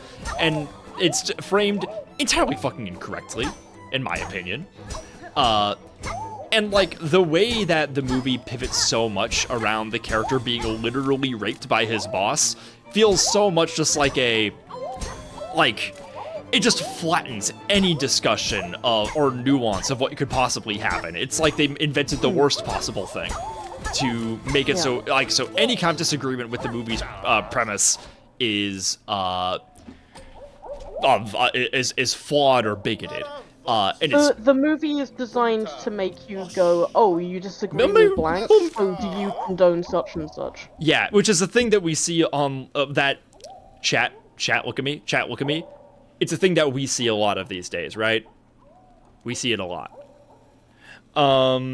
Yeah. I hope you guys, so I put that movie on, before Death Race 2000, because I knew that Death Race 2000 was going to be a shot in the arm. And I wanted to see it because, like, people whose opinions that I respect did, and the movie is very well made. It's a very competently well-made movie. I think its opening titles are very cool. Adrian Brody's performance is amazing. He's so good. But, like, it displays such a lack of curiosity about, like, his art form and practice. It is a very incurious movie, unfortunately. It's disappointing. The movie is fucking concrete. It can be arranged in a way that feels very profound, and it can really stir something within you when constructed well and you can see the craft, but it is at its base straight lines and gray rocks, you know? It is basic as fuck. So, yeah. I wrote in my review that The Brutalist is like a metaphor for itself. I gave it 2 stars for being at least a competently made movie. That like definitely got me thinking, and I like that a movie can do that. But it just made me feel things that were bad. A movie that made me feel things that were so good. So good. Oh my god, I did not think I would love this movie this much. Lee, do you know about the movie Better Man? I know of the movie Better Man. It's I know it. I've immediately forgotten the fucking guy's name. Robbie Williams. There we go. You man, wow. Brits are so good at convincing you that they're American. Wow, I didn't think that a non-American would forget who Robbie Williams is. None of us know who he is. I'd like to. I'm putting my hand on your shoulder metaphorically here and looking into your eyes when I say this. I literally only remember your name because we talk regularly. Okay, fair enough. I'm so bad with names. Fair. But like, you know, you have a much higher percentile chance of knowing who Robbie Williams is than I do, or most Americans. Like, Like, I knew about the movie, and I was like, oh, that sounds interesting, and then I promptly never got around to watching it, like every other movie on my list. I think I only knew like 2 Robbie Williams or Take That songs before watching this. For this one, I'm just gonna read what I wrote because I don't think I can say my thoughts of this movie better than this. After I have some fantastic information I would love to share because I just double-checked a Wikipedia page. Great, let me read this. There are a couple things wrong with this movie. Not to be a hater, but when you make a music biopic where the subject is directly involved in a creative role, there are some certain inevitabilities. First of which, the basic structure. Better Man has scenes that I feel like I've seen in every single music biopic, most of which were directly parodied in the music biopic Rosetta Stone 2007's Walk Hard the Dewey Cox story. You've got the childhood trauma, the instant rise to fame and success, the downward spiral of addiction, depression, and interpersonal turmoil. There's the final triumphant performance where the subject mends their relationships, or the audition or recording session where the cynical industry professionals are won over by the main artist. There are cameos of contemporary celebrities also played by actors. There is a certain risk of the subject exerting too much creative control to sanitize their image in this kind of movie. But somehow, this isn't the case. Better Man is a very dirty, unflattering look at Williams' life, shot through a fog of digital film grain and highly non-glamorous shaky cameras. Which brings me to the 2 ways Better Man sets itself apart from the rote, predictable biopic slop that it could have been. First, it's a musical. This is not the first musical biopic hybrid we've seen, but it does embrace stylization, abstraction, and subjective filmmaking in a genuinely powerful way. All those staged, cliche scenes I mentioned earlier go down way smoother when you can accept them as part of the heightened reality that only a musical can provide. Not only do they help move along the awkwardly condensed storytelling in these kinds of movies, but they lend a level of sincerity and vulnerability that they would otherwise lack. Second, Robbie is a monkey. Something really bizarre happened while watching this movie. At a certain point, maybe the 45 to 60 minute mark, I stopped consciously thinking about the monkey and just accepted it as Robbie. I'm sure this is almost entirely because I don't listen to his music and I barely know what he looks like, but because I'm not using the part of my brain that compares the actor to the guy he's impersonating, I'm actually more immersed watching this CGI chimpanzee doing metric meters worth of cocaine than I would if it was a human actor. You like that? The metric by which I judge a movie like this, one that rejects realism and an objective style, is whether or not it can maintain and adhere to its own laws of reality. Are the performances, music, camera work, and production design all calibrated to the world of the movie? In this case, the world of Better Man is a subjective reality constructed around Robbie Williams' self-hatred and depression. In adhering to that reality, the movie doesn't just work, it transcends what a music biopic should be reasonably capable of. Fuck. Put a CGI monkey main character in every movie now. Put him in Sentimental Value. Fuck. Or Hamnet. 4.5 stars. Gave it a heart. I think it rocks. The thing that made me go, oh, I need to watch this at some point was like half a trailer I saw where I saw the CGI monkey smoking, and I went, that's hard as hell. Yeah, no, there's a scene, like, when I say this movie is, like, very unflattering to Williams, there is a scene where the monkey is shooting heroin in the bathroom while his fiance is in the other room discovering that he's cheated on her. Amazing. It's rough. Yeah. The musical numbers in this movie are fucking transcendent. The one at Nebworth is one of the most insane things I've seen in any movie. Where you see the monkey pick up a sword and decapitate a bunch of other monkeys wielding maces and guns. Awesome. Yeah, insane shit. It's really the kind of thing that makes me go like, how the fuck did Bohemian Rhapsody get a Best Picture Oscar nomination when it doesn't have this? Why doesn't every movie have this? CGI monkey.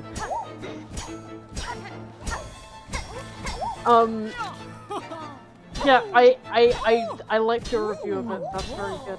Thank you. Yeah, I was really, really moved by it, and it's like, it's also one of those that's like one of the best things that I think I saw on my break.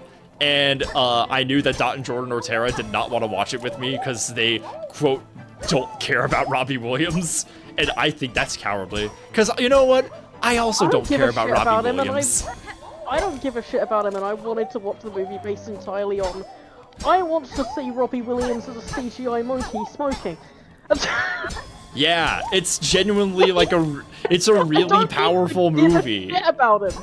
It's so good. It makes me like that movie, and even the fucking Baz Luhrmann Elvis movie. Like, I think they really ought to be the new standard for music biopics, a kind of movie that I'm really tired of. I've seen nothing but like boring ass versions of them, and Walk Hard, which is a great parody. But yeah, no, we need them all to be like weird musicals. We need them to be like from the like that fucking Michael Jackson biopic that's coming out this month. I don't really care to see it, but I will watch it if I find out that it's all told from the perspective of Bubbles' pet chimpanzee. Yeah, no, Better Man was fucking great. Yeah? Yeah, it flopped like hell, and like the CGI monkey like astronomically inflated its production cost, which is hilarious. But yeah, the thing is, I feel like the fact it did badly and that the CGI monkey was like incredibly expensive, a terrible idea, like kind of adds to the appeal to me. I know, like nothing, like it is truly just like it is really just like lighting money on fire for the sake of really compelling art, and I'm like, that made it like, it's like, oh no, I have to see this. Yeah. By the way, the really awesome information I wanted to share after checking a Wikipedia page. Originally, I like pulled up the Wikipedia page for Hardware to double check what like comic it was accused of ripping off. That doesn't matter. I managed to ramble about it for what felt like 3 hours, and I forgot to mention that Iggy Pop is in it. Oh, that rocks. There's a cameo from Iggy Pop in it. Hell yeah. I believe, like, if I remember right, he is like a radio host in the film. Oh, awesome. And so you hear him giving some, like, voiceover, which is very cool.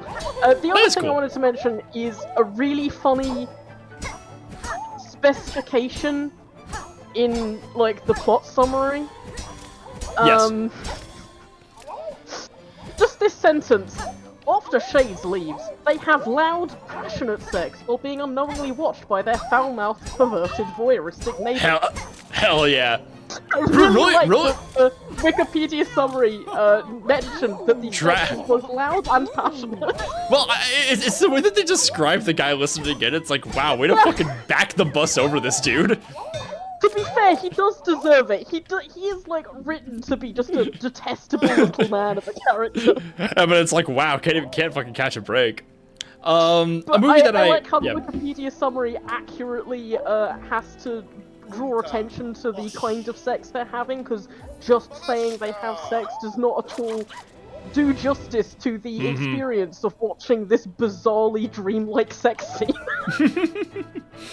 I really feel bad for the way I evaluated this next movie on my list, Leaving Las Vegas, because it's a movie that I knew was like a really big deal when it came out, and I was like excited to see this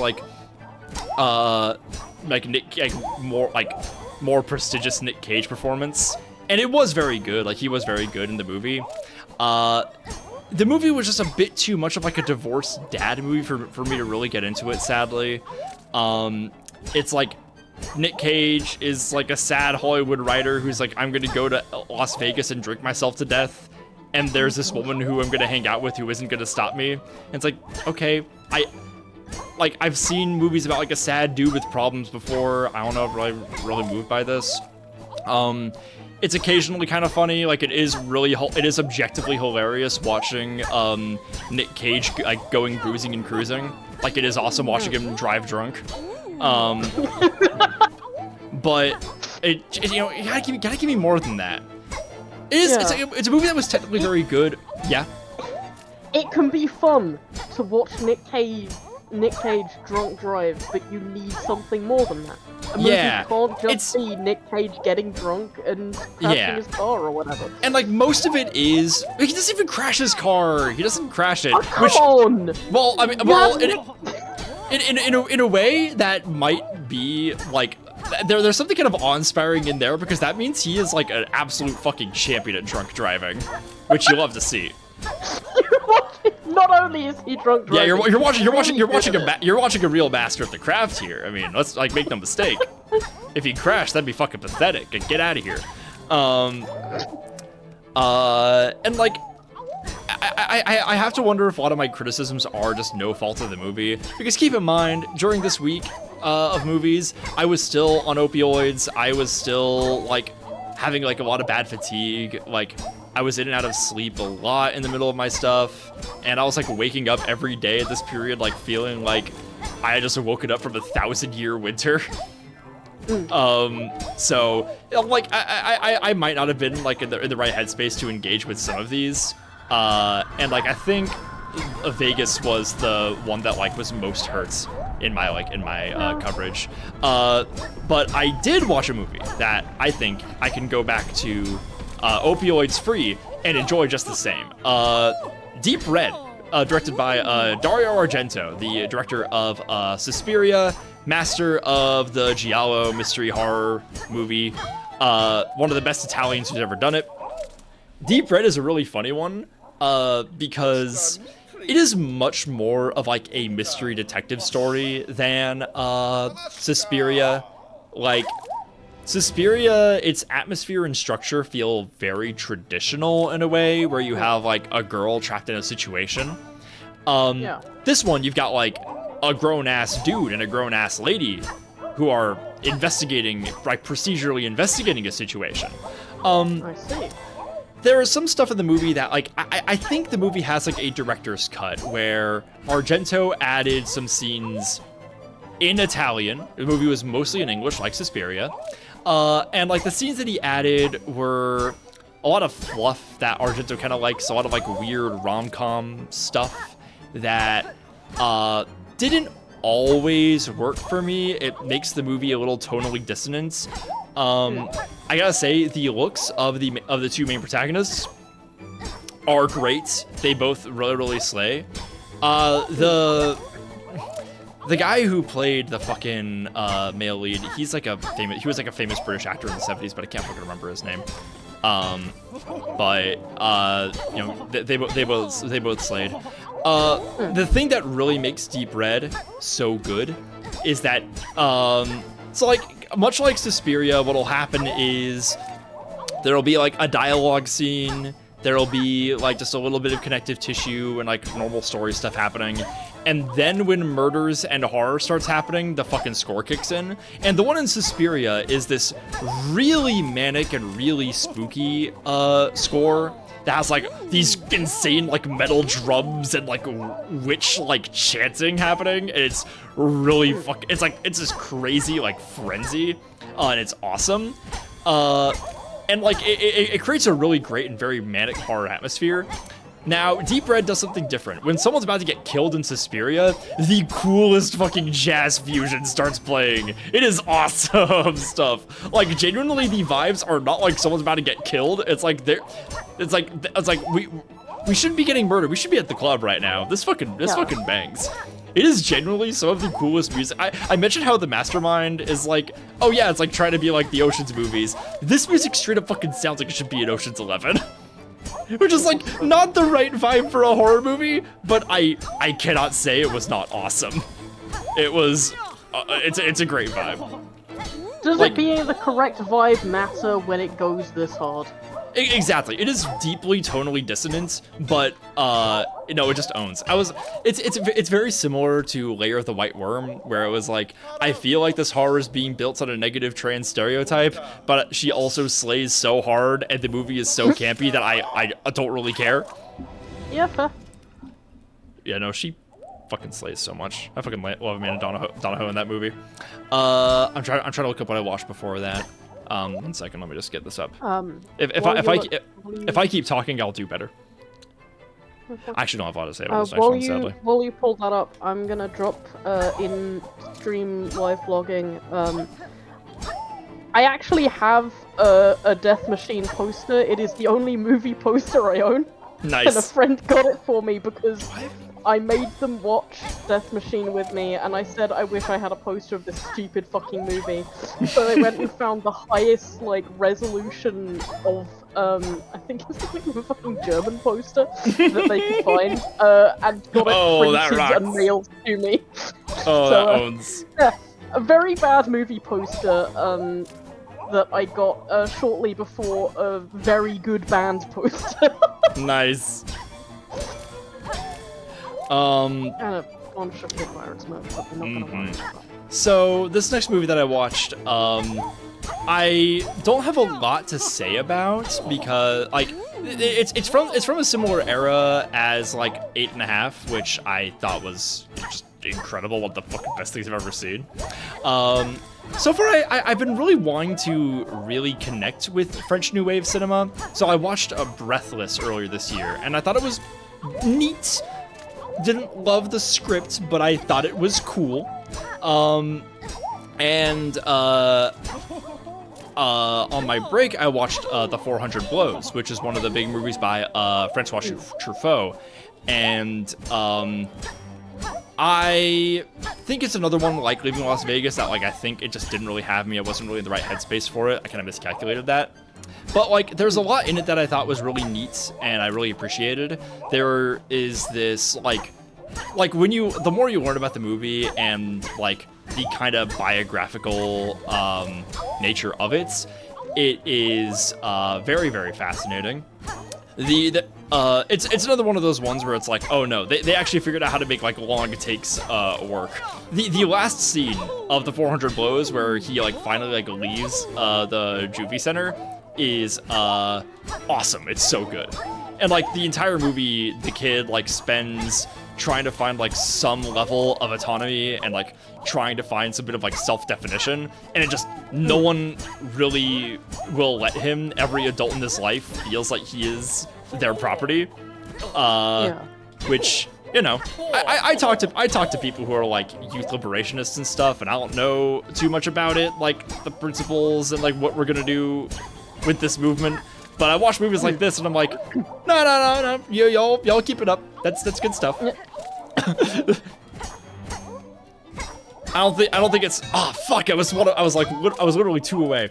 It's not as bad today as it was in France in 1959, but yeah, it was. The thing about 400 Blows is the more inventive filmmaking that Breathless had. I could see it something like that from time to time in the 400 Blows, but it was not nearly as visible. For Breathless, you see the handheld cameras, you see the weird ass jump cuts, and it's like, oh, okay, I know. I see the way that this is trying to break a creative cage. 400 Blows still felt pretty traditional, but I still feel like I still don't feel like I'm educated enough on this. I'm not well trained enough on this period. A movie I fucking loved unconditionally though. Oh my god, Past Lives. I fucking loved Past Lives, y'all. In the same way that I was like really surprised by Sorry Baby, I was like, this is not the kind of movie I thought that I would like. Yeah, Scarlett's like mushy romantic dramas era is happening, everybody, where there's movies with like really profound Tumblr web weaving ass dialogue. Past Lives is, I don't know if it's the first movie by Celine Song, but like she is this new director. She had a movie last year also. She just had like a whole bunch out. But it is about a pair of childhood friends from Korea. One of them immigrates to the United States, one stays behind. And it is about the various like brief encounters that they have like throughout their lives leading up to the modern day when they finally meet face to face in New York. In a way that's kind of similar to the Before trilogy, but maybe a little less intensely passionate. And like there's more going on than just like the one, like they were childhood friends. They're just like meeting once in Vienna. One of the images in Past Lives that like really moved me is like there is a sequence where the two characters are like, you know, they form a kind of like Skyping online situation going on in like the early 2010s, and there's this great scene where the two of them are talking and he's saying it's like it's been really great to connect with you, and you see a skyline of Seoul where he's living, and then she responds, and then it cuts to the Manhattan skyline, and it's like, ooh, that's powerful stuff. I like that. That's good. And the scene where like he finally like meets her again in New York, she is like fully married, and just the conversations that they have are so fascinating. And so moving. And the end of the movie made me want to fucking chew on glass. Oh my god. Yeah, very powerful stuff. Her fucking Jewish husband from like Philadelphia, because he straight up says that he's trying to learn Korean because she talks in her sleep, and he says, "You dream in a language that I don't understand." I'm like, how are you supposed to like feel normal after you hear something like that? Fuck. That's... Hey, Lelia Bastard, how you doing? How's Bugs? Playing Crime Scene Cleaner again because there's new levels, so I'm back in my bullshit. It's just stacking papers. Good luck. I'm talking about the movies. Before I watched Past Lives, though, I watched a Nick Cage movie from a few years earlier that I actually liked a lot more. It's called Moonstruck. It stars Cher, like that Cher. Cher and Nick Cage, directed by Norman Jewison of Fiddler on the Roof, Jesus Christ Superstar. And I can say one of the most Italian-American movies I've ever seen. It fucking rocks. Yes, Legally Bastard, that Cher. And she is fantastic. It is an incredibly funny movie. Once again, the romance is very good. Nick Cage doesn't quite have it the way that he does in Leaving Las Vegas, but there is a great scene where he talks about how his brother led to him getting his hand cut off, and he just bashes his wooden hand against against the oven in his bakery, which is pretty great. The fucking food in this movie looks so good. There's a scene where they're making egg in a holes, and it looks so good. The bread looks so fresh, and like they're roasting red peppers in the same pan, and they put the red peppers in the egg in the hole, and it looks so fucking good. Everyone in the family starts fucking cheating on each other. Cher's parents are each getting mistresses. Nick Cage is technically Cher's fiance's brother, and after he comes back, he's like, wait, no, we actually have to break off our marriage anyway, and she gets really frustrated, even though she wanted to be with Nick Cage anyway. And it's all just very intentionally silly. It really rocks. Well, I almost call those one-eye jacks. I don't know, I've never heard of that. I like when a piece of media has the kind of relationships in it that I could really enjoy reading a long, bad Reddit post about. Oh yeah, there's a movie in theaters right now starring Zendaya and Robert Pattinson where it's like, it's such a messy wedding, and my takeaway was like, God, the r/am I the asshole post must go insane. I fucking love thinking it's of messy characters through the lens of them making an am I the asshole post. Yeah. Not necessarily because it's like a great character analysis, but it's I get it. fun to sit by and think about how would the character present themselves. Yes, yeah, literally. And in this movie, a lot of that happens. It's really great. Like, not like Reddit posting, but like you get to see like how they each talk about like their own perspective and like twist their own flaws in their relationship. It's really fun.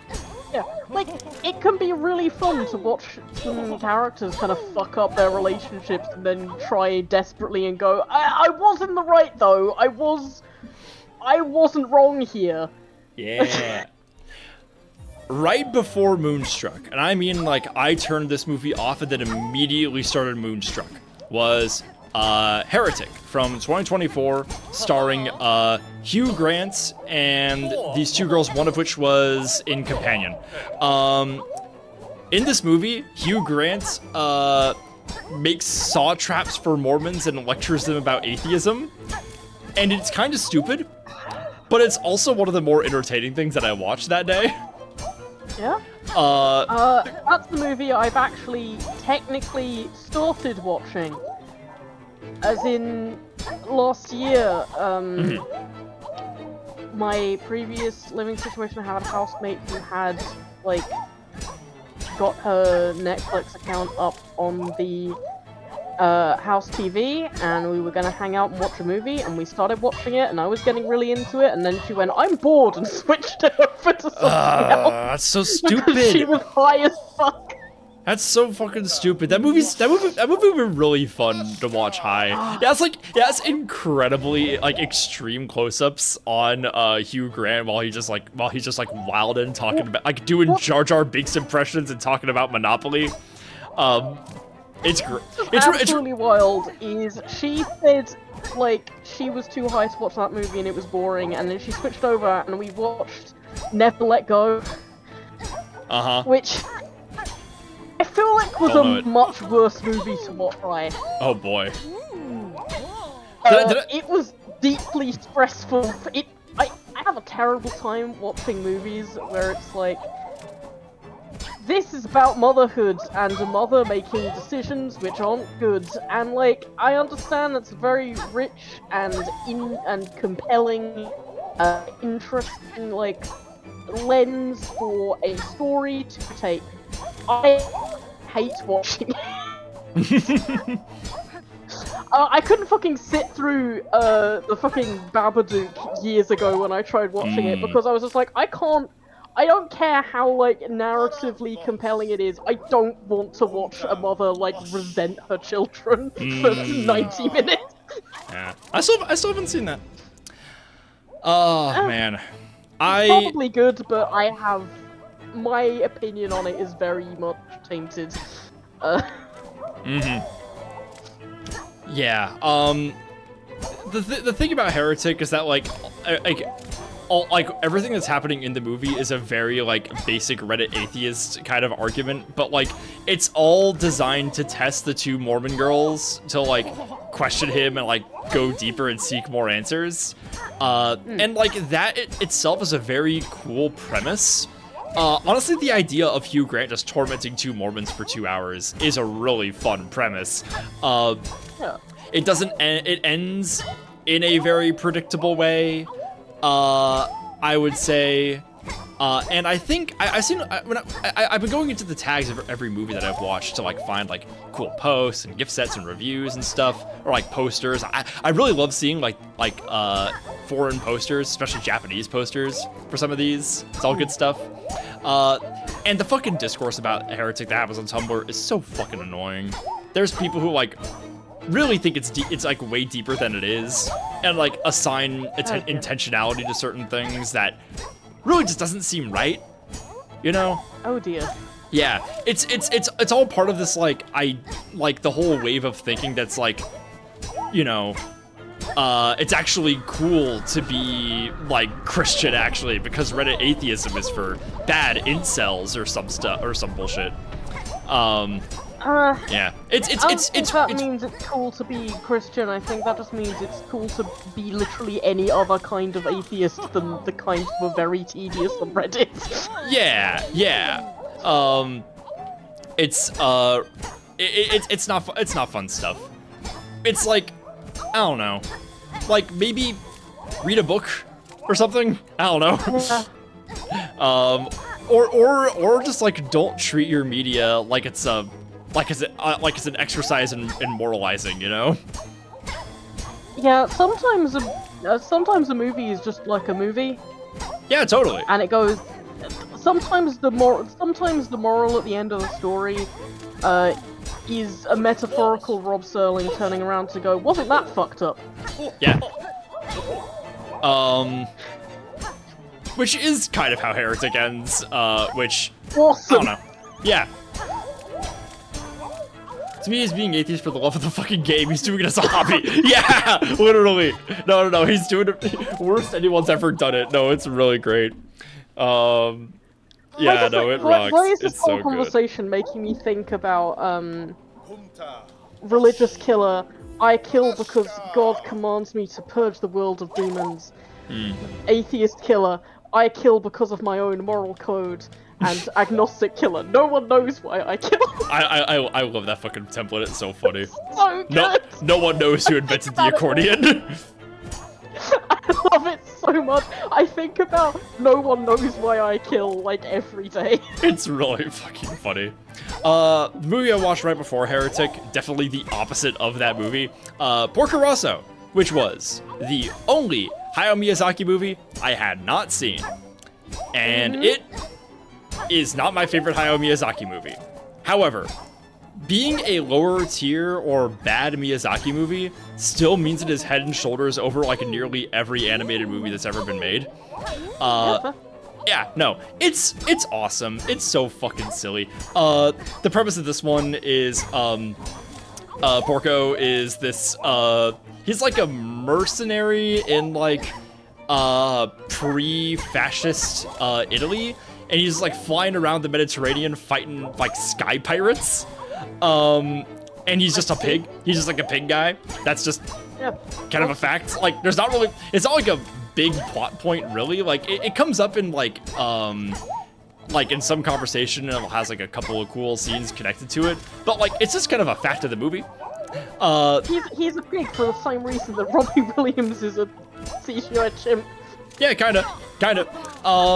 There's this hilarious scene at the like right at the start of the movie where like we see like him fight some pirates, and they take these girls kidnapped on a boat, and like it's like 15 like toddlers, and they're all so excited to get kidnapped by pirates. They're like all like, wow, you're real. Yeah, they're all like dressed the same. They're all like swarming around all these scary pirates, like excited little kittens, and it's so silly really and so cute. I was like, oh yeah, this is the fucking best. There's also. Can I just read from chat, legally a bastard? I just realized that I watched Heretic right after The Boy, stuck in a fuck-ass house marathon. Oh, man. Yeah. And the best part about Porco Rosso is probably Gina, that character. Miyazaki always loves to have, like, a really tough or really elegant older woman in his movies, and that's Gina. And, like, I posted this, how, like, it's a good thing I didn't watch this movie when I was, like, 19, because Gina would have, like, turbo fucked up my transition timeline probably. I would have risked it all. I'd be desperate to try to have that. She's so fucking pretty. Yeah, Miyazaki really likes planes. He likes flying in general in his movies. He's really fascinated with flying. If there isn't like a bird or a plane, there's kids that can fly via magic. It always fucking happens. It's good stuff. Yeah, really good movie. I think I watched it like my second or third day of being in recovery, because I was like, this is gonna be nice and light, this is gonna be nice and comfy, and I was right. I did also watch Kiki's Delivery Service this year, which I mean was like far superior to Porco Rosso. I think Kiki's ended up on my fucking top 100 movies ever. It's so fucking good. It is the exact kind of movie that I need in my life right now, or I needed especially. Bleh. Saw that shit in IMAX. My God, that was like fucking heaven. That was so good. I love machines, and his animation are really good at machines. Yeah, I gotta watch Castle in the Sky again. It's been too long. Earlier that day, I rewatched the movie Hail Caesar. Hail Caesar is a Coen Brothers period comedy set in like 1950 in like classic era Hollywood, and it is a day in the life of a character played by Josh Brolin, who's kind of like the fixer / studio manager of this fictional studio, is trying to put on like a big like historical like Roman era epic. Their star, played by George Clooney, gets kidnapped by communists.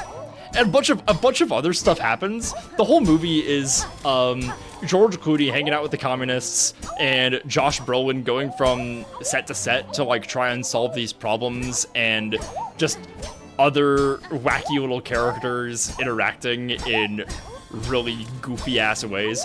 One of the highlights of the movie is Alden Ehrenreich, who was in Weapons. He was in that fuck-ass Solo movie as the young Han Solo.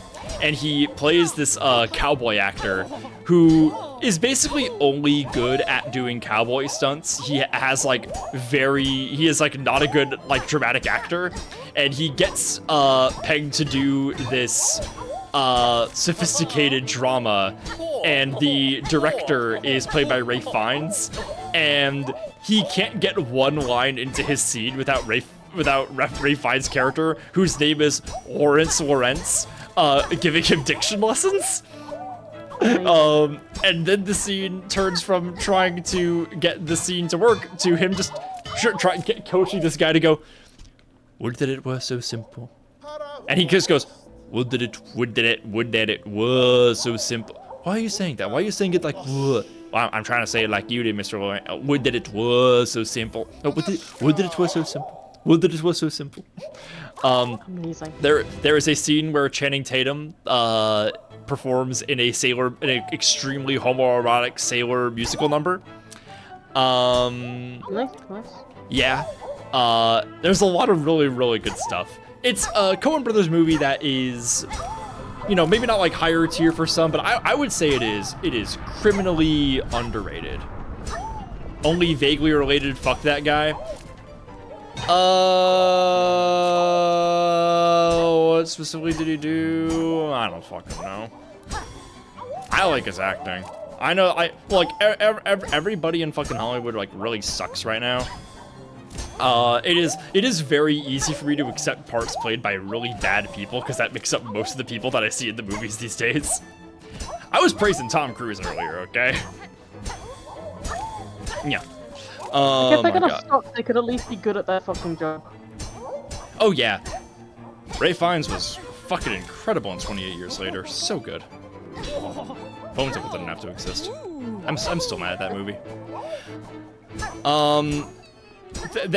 I think I'm Sex Pest. You bad. Don't love it.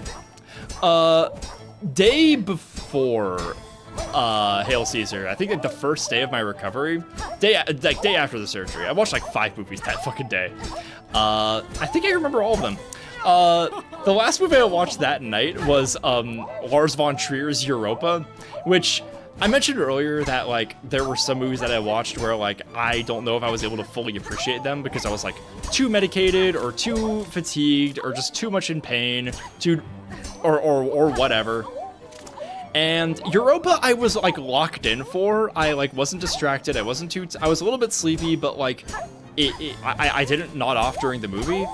However, I was way too fucking medicated for it at the time. It was the exact wrong movie to watch. I think it's a masterpiece. I think it's incredible. But it is really cerebral, kind of bleak, stylized in a way that my brain just wasn't able to process fully. So it's from 1991, and it's set like in post-war World War II Germany. It is in black and white for the most part. Sometimes a character or a background, not always both, will be in color for like one shot. And what'll happen is the character will be shot in color and then composited onto the black and white background as if they're on like a second plane of motion. Yes, we got it! And that is exactly how the Wachowskis' Speed Racer was made, where like everything was shot at different times on green screens.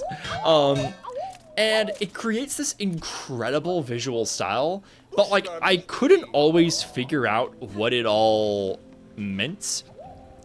I'm the best. I'm gonna go talk to Seth. I fucking beat you. I beat you. I'm not gonna read this. I've been talking a lot. Nice.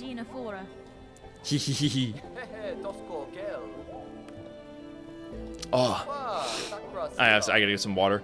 Yeah, I got a medallion. Aww. The Guardian's Memento. Yeah, let me look at this. Aged medallion of the Wanderer Seth. A gift given in respect of great skill. I'm gonna fucking cry. Yeah. I'm gonna fucking cry. Yeah, Legally Bastard. I'm so glad I got a Wachowski Speed Racer. I got a Speed Racer head in chat. Hell yeah. Nah, I thought that movie fucking rocked. So sad they won't be able to catch it in IMAX. I'm gonna do like one more thing and then I'm gonna sign off. I did not think I would spend 3 hours on the fucking Flea games. Well, it gave you a lot of time to chat about movies. I talked about the movies. I could probably finish my list. What happens in Europa is you have a actually I said that I said that The General was my favorite train movie. Europa is pretty close to being my favorite train movie, actually. I won't lie. It's a good fucking train movie. Because it's about a American-born German who goes to Germany after the war, right? And he's trying to get work as he is the conductor of a sleeping car on a train. And what ends up happening in the movie is he is put under an intense amount of pressure by the demands of his boss, the demands of his passengers, the demands of the U.S. general who's like stationed like along the train's route, because he wants him to keep an eye out for Nazi sympathetic spies, and also those Nazi sympathetic spies who try to get him to do terrorism because they're just taking advantage of him being kind of an idiot.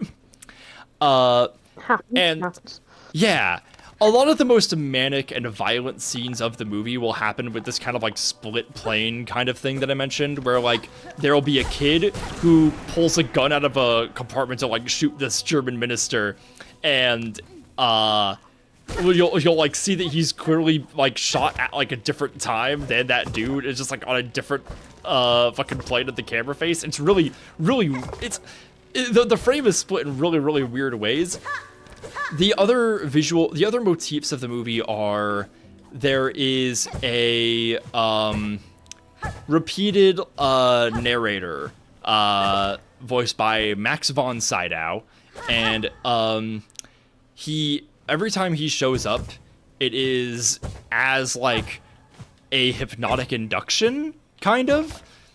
And it's literally how the movie starts, and it always happens whenever the character's about to like, pass out or plant a bomb or fucking die. He like that's like on the count of 10, you will die. It's crazy stuff. Farloom is spikier than a hedgehog. It sure is, Ace. One second, we're gonna start this race. Oh, there's a little friend here. Bench.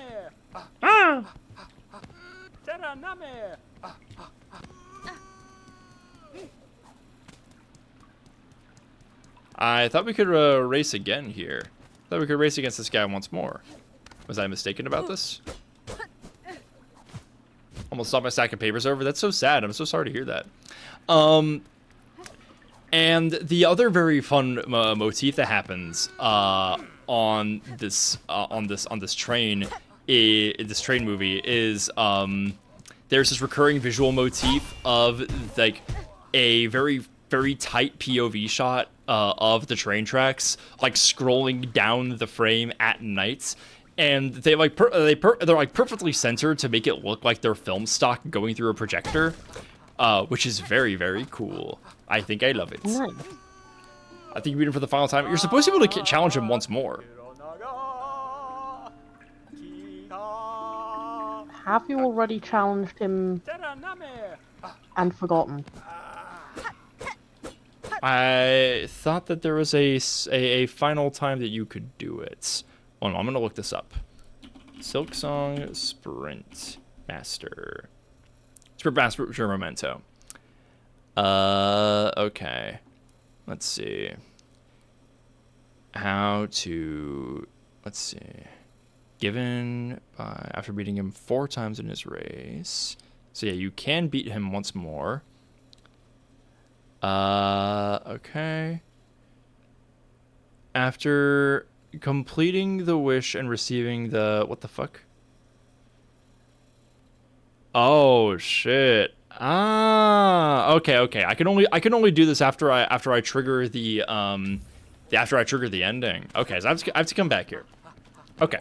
Then I'm gonna set myself up for doing that actually.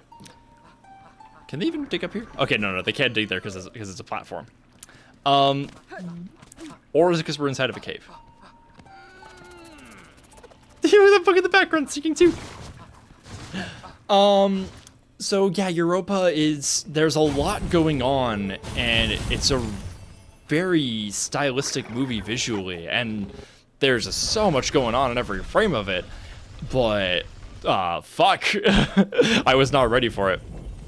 Also that day, I watched The Fall by Tarsem Singh, a movie that I've already talked about a bunch of fucking times. Mentioned it earlier. It's fucking incredible. It's one of my favorite things I've seen ever. I also that day watched there was like this one trashy film noir movie starring Robert Mitchum that I watched called When Strangers Marry. I always love watching, like, the great thing about being a film noir fan is that so many of them are very blatantly B movies, which means they are all very predictable and all very formulaic when you've seen enough of them. So had a lot of fun, even though the movie was objectively not very good. But no, it's still rocked. Mission Impossible 2. I really liked the first one, but this one gets a weird amount of attitude and puts Limp Bizkit songs in it, and it just has a really weird style that doesn't work. And also watched Aaron Brockovich, which I thought was great. I'll bring it up with Io probably multiple times. And I think that's where I'm going to end things. I thought that I'd be able to do the little race, but I was mistaken about that. The games took me way longer than I thought, but I'm glad that we did that. That was still fun. And I think with that, I can probably count on Thursday being the day that I go take on the climax. So be ready for that, guys. Yeah, I'm excited to see how this game ends. This is going to be fun stuff. But thank you all for hanging out and watching. This was all really fun. This is going to be a fun week of streams because on Tuesday, we're going to be doing Control, which is a game that I have played on this channel many times, but I've never finished. And it has been a long time since I've done it. I have played Alan Wake 1 now. I have played Alan Wake 1, so when we get around to that expansion, I'm going to have more context. I'm going to know what's going on. But I cannot wait. Control is still one of my favorite games. I still may have not finished it, but I am just so entranced by it. So it's going to be a real event when we get into it. I'm going to go ahead and raid you guys out to somebody. Let me go see who's live. I've got some people out there. I've got some people waiting for me. I'm going to send you guys over to Femcore, to my friend Mordred, doing some Cyberpunk 2077. I think we are still kind of early in the game right now. So go ahead and check it out. I think Cyberpunk rocks. I think this game is really good. It is, if you're one of those people who are on that fucking hate bandwagon back when this thing launched, it is not the same game anymore. It is vastly improved. Send a lot of love in the chat, please. Put a lot of bois out there. Be extra niceys from me. Yeah, check out the Discord, check out the YouTube and everything. I'm trying to be better. I'm trying to be a little better about putting up VODs and stuff. So this one will be up, sometime tomorrow. I'm on Tumblr as usual. I'm gonna try to make a transition on the Blue Sky pretty soon. I gotta remember to post there a bit more frequently because Tumblr's getting really old for a lot of reasons. It really sucks, but do have a good time over there, and I will see you guys next time. Bye. Bye. All right, raids out and stream's done.